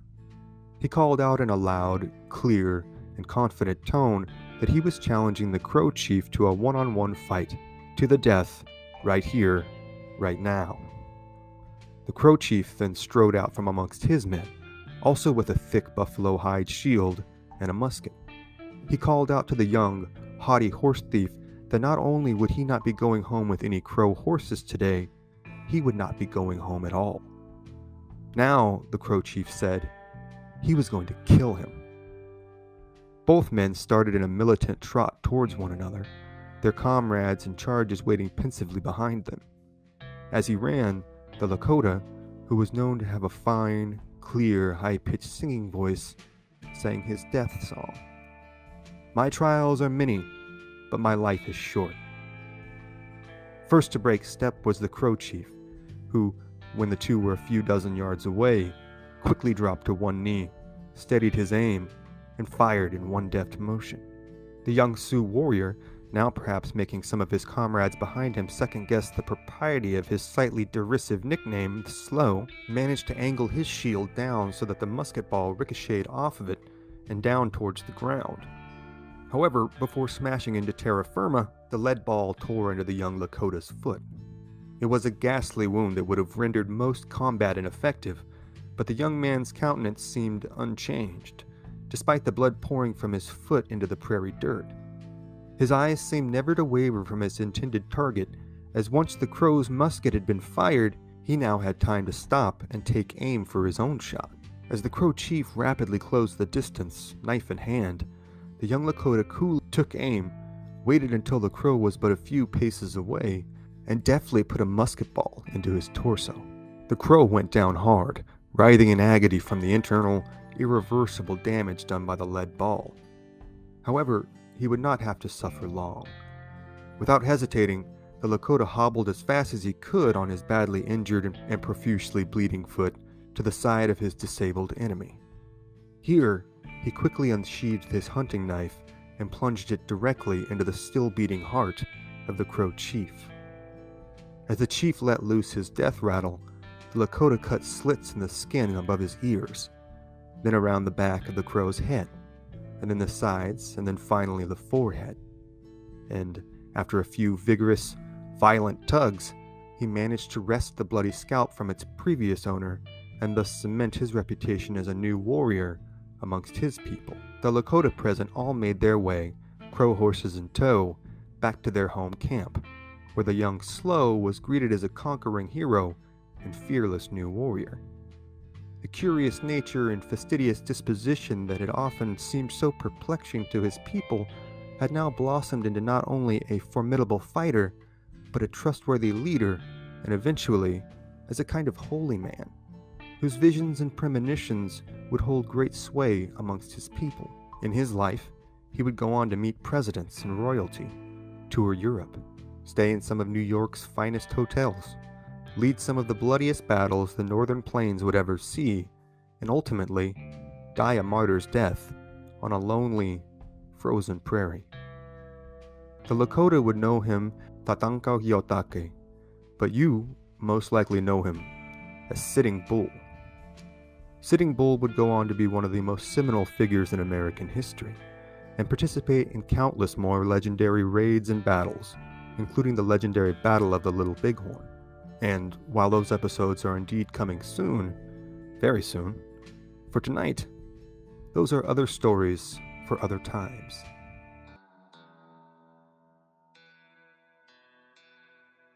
Southern Montana, 1820. In the hue of the early morning light, a village of the mighty Crow tribe stirs in apprehension of an attack that is soon to come. Their chief, an esteemed veteran warrior named Longhair, surveys the surrounding area, replete with hills and thick timber, looking for any signs of the enemy that lurk somewhere outside the confines of the village. They have come here, to this area just south of the Yellowstone River, in order to make a seasonal headquarters of sorts, in which hunters from the tribe can venture out onto the plains and return with their bounties without requiring their families to leave the relative safety of this slightly more wooded and hilly area. Here on the high plains, the fight for survival is one waged not only against privation and hunger, but against other tribes as well. Though, in these early decades of the 19th century, incursion from Americans and Europeans has been a constant for decades, the primary opponent the Crow have waged war on for years now is their northern and easterly neighbors, the Sioux and Cheyenne. The year prior to this, in 1819, the Crow had suffered a devastating defeat, not far from here, at the hands of the allied forces of Sioux and Cheyenne, themselves having banded together against the Crows in interest of driving out their mutual enemy.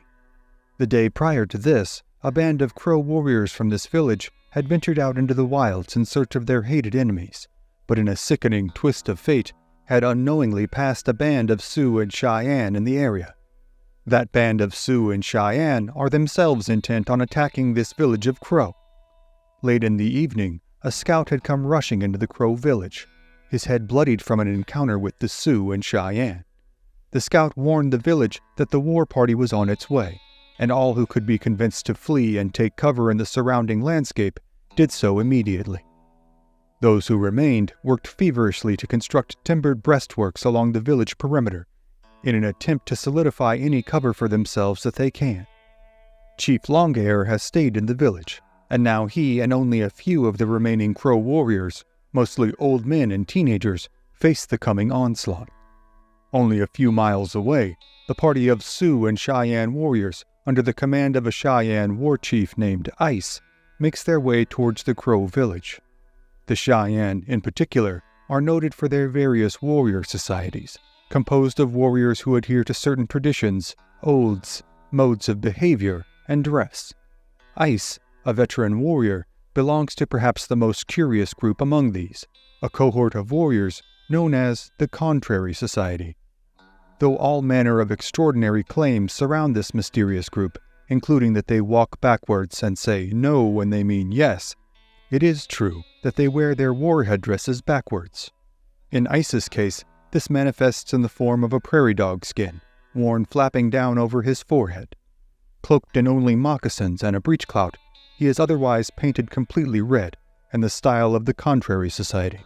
He rides atop his trusted war pony, also painted red. In his left hand, covered in a wolf-hide sheath, Ice carries what is known as the Thunderbow Lance, an item considered to carry powerful medicine for making war. Like a pack of wolves on the hunt, the party of warriors skulks their way quietly through the countryside, scarcely making a sound. Their scouts have spotted the Crow village, seemingly oblivious to their presence, and now, the Sioux and Cheyenne warriors, burning for glory and vengeance against their hated enemies, make their way towards the target, seeking to satiate their hunger for respect and revenge. Finally, the Sioux and Cheyenne warriors crest the hill overlooking Longhair's village. There is, however, no swift charge to take the Crow by surprise. Instead, a small contingent of Crow villagers first notice a line of enemy warriors forming on the ridge above their village. Quickly, a cry goes out for the men to arm themselves and for the women and children to take cover. Still, though, Ice and his warriors, themselves adorned and painted according to their respective warrior societies, only watch on, silently observing the chaos unfold below them with a sense of immense satisfaction. Then, suddenly, with a barely discernible flick of his left wrist, Ice unsheathes the Thunderbow Lance. A moment later, an utter cacophony rises up from all the Sioux and Cheyenne warriors, as Ice raises the lance high above his head. This signals the sacred arrow priest, a Cheyenne man named Dog-Face Medicine Man, to carry out the ceremony of the sacred arrows. This is done with the medicine man offering up the traditional incantations in an unhurried, business-like fashion. Meanwhile, the Crow villagers scramble to take cover behind the ad hoc breastworks they had constructed the previous day. Chief Longhair directs his few warriors to take their places, as the women ready their children to make a run into the woods should all seem lost. What is at stake is known to all, young and old.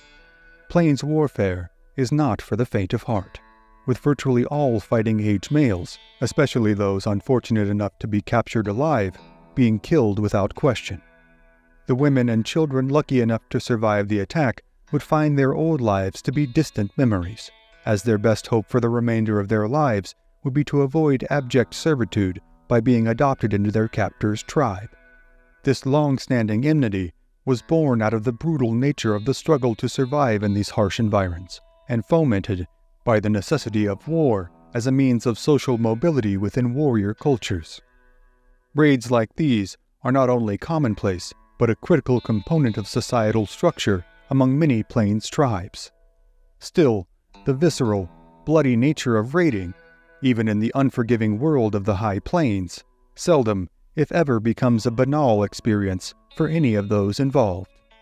Now, as the horrified screams of the women and children lilt upwards towards his position on the hill, Ice again raises the thunderbow lance in his left hand, signaling his warriors to be ready to charge.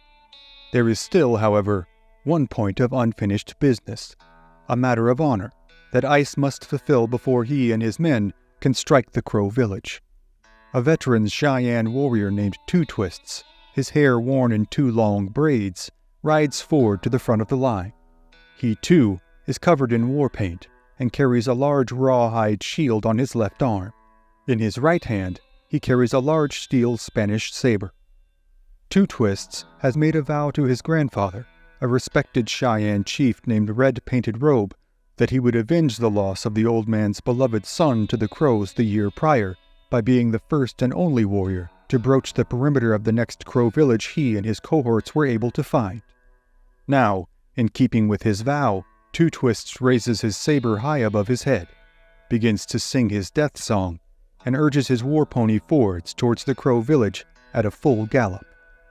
To the whoops and cheers of his Sioux and Cheyenne comrades, Two Twists bears down upon the Crow breastworks, now the lone rider in the no-man's land between the Sioux and Cheyenne on the top of the hill and the Crow village at the bottom. As he comes within range of the Crow village, a hailstorm of bullets and arrows fired by the beleaguered force of aged men and young defenders fly all around him. Yet, miraculously, Two Twists remains untouched as he charges forward undaunted, seeming only to gain speed with his downhill trajectory. In mere seconds, Two Twists' pony jumps the timbered breastworks of the Crow, situating him, alone, squarely in the middle of a group of dozens of Crow villagers. He rides through the crowd and, still at top speed, decapitates an unfortunate lone Crow warrior he manages to separate from the crowd. With his mount, his weapon, and his own body now covered in blood, he wheels his horse around and, again jumping the Crow fortifications, makes a mad, victorious dash back towards the cheering Sioux and Cheyenne lines. Two Twists arrives safely back to the lines of his tribesmen, as they exhort his bravery with shrill cries and whoops of admiration. Now wide-eyed and coursing with adrenaline, Two Twists pauses only momentarily to let his horse catch its breath before again thumping his moccasined feet into the animal's ribs, beginning yet another one-man charge. Again, he charges, saber held aloft, and again crests the defenses of the Crow. But this time, Chief Longhair and the desperate Crow defenders meet him by swarming upon his horse and smothering the animal's progress before managing to unseat Two Twists and pull him to the ground. He then disappears under a wave of Crow fists and clubs. Now, Ice and his comrades in the Sioux and Cheyenne, seeing his plight, let loose cries of rage that resound through the surrounding hills. Ice now raises the thunderbow lance and then lowers it, pointing squarely at the Crow village. The instant this signal is given, the Sioux and Cheyenne warriors make their charge, their horses thundering towards the diminutive Crow defenses. Again, Chief Longhair and his contingent of teenagers and elderly men launch a volley of musket fires and arrows at their attackers. But, again, their efforts make little effect, as the Sioux and Cheyenne pour over and tear down the Crow defensive works, killing any fighting-age male or resisting Crow in their path. The Crows now split into several separate groups, which huddle together in defense and make a last-ditch effort to attempt to get their women and children to safety. One of these groups, with Chief Longhair in command, manages to make their way to the outskirts of the village, then begins to make a desperate sprint for the hills. Chief Longhair and the remaining warriors in this group make a heartened stand against the small group of Sioux and Cheyenne who break off from the village to attack them, and the chief and this group are in fact able to slip away into the cover of the timber. Unfortunately for the Crow remaining in the village, there is now no chance of escape, and they are left to draw the full ire of their Sioux and Cheyenne attackers. As the bodies of their friends and kinsmen are scalped, the women and children are gathered up and taken prisoner. Some of the elderly women are sent away and told to find their people and report to them what has taken place here. One of these women, completely blind, begs for the release of her daughter, who she says acts as her only helper in life. In a show of mercy, the woman's daughter is freed and allowed to accompany her mother on their flight. The Crow men who have been captured, however, are shown no such clemency. To a man, they are all put to death at the end of lances and clubs, as their friends and families helplessly watch on. Then, after the Crow village is looted, the captives are secured, and the trophies of war properly claimed by each warrior, Ice and his band of warriors disappear over the hill, with the only trace of the Crow village now being the empty shells of its lodges and the weeping and lamentations of the prisoners. Great glory has been won this day, perhaps most prominently by Two Twists, who had in fact managed to fight his way out of the swarm of Crow defenders and carry on the attack with his fellow warriors. He will go on to become not only a legendary warrior, but a revered chief. Meanwhile, Chief Longhair and his band of survivors will indeed, in the next few days, find and rejoin the band of warriors that had left their village in search of the very Sioux and Cheyenne who had attacked. The torrent of grief and sorrow that must have been unleashed at the news of the attack and the resulting devastation can only be imagined, though its exact recollections will go unrecorded. What will be remembered, however, is the storm of violence that is about to be unleashed, at levels never before seen by either faction, between the Crow and the allied forces of the Sioux and Cheyenne. But the many tales of the brutal battles that will unfold in the wake of this bloody affair between age-old enemies on North America's high plains are, for tonight, other stories for other times. Thank you again for joining us on this episode of History at the OK Corral. Be sure to click the like button, share this episode with a friend, and become a subscriber. Also, if you'd like to support our work and gain early access to episodes as well as ad-free viewing, you can become a member of this channel by clicking on the join button below. And we'll see you next time on History at the OK Corral, home of history's greatest shootouts and showdowns.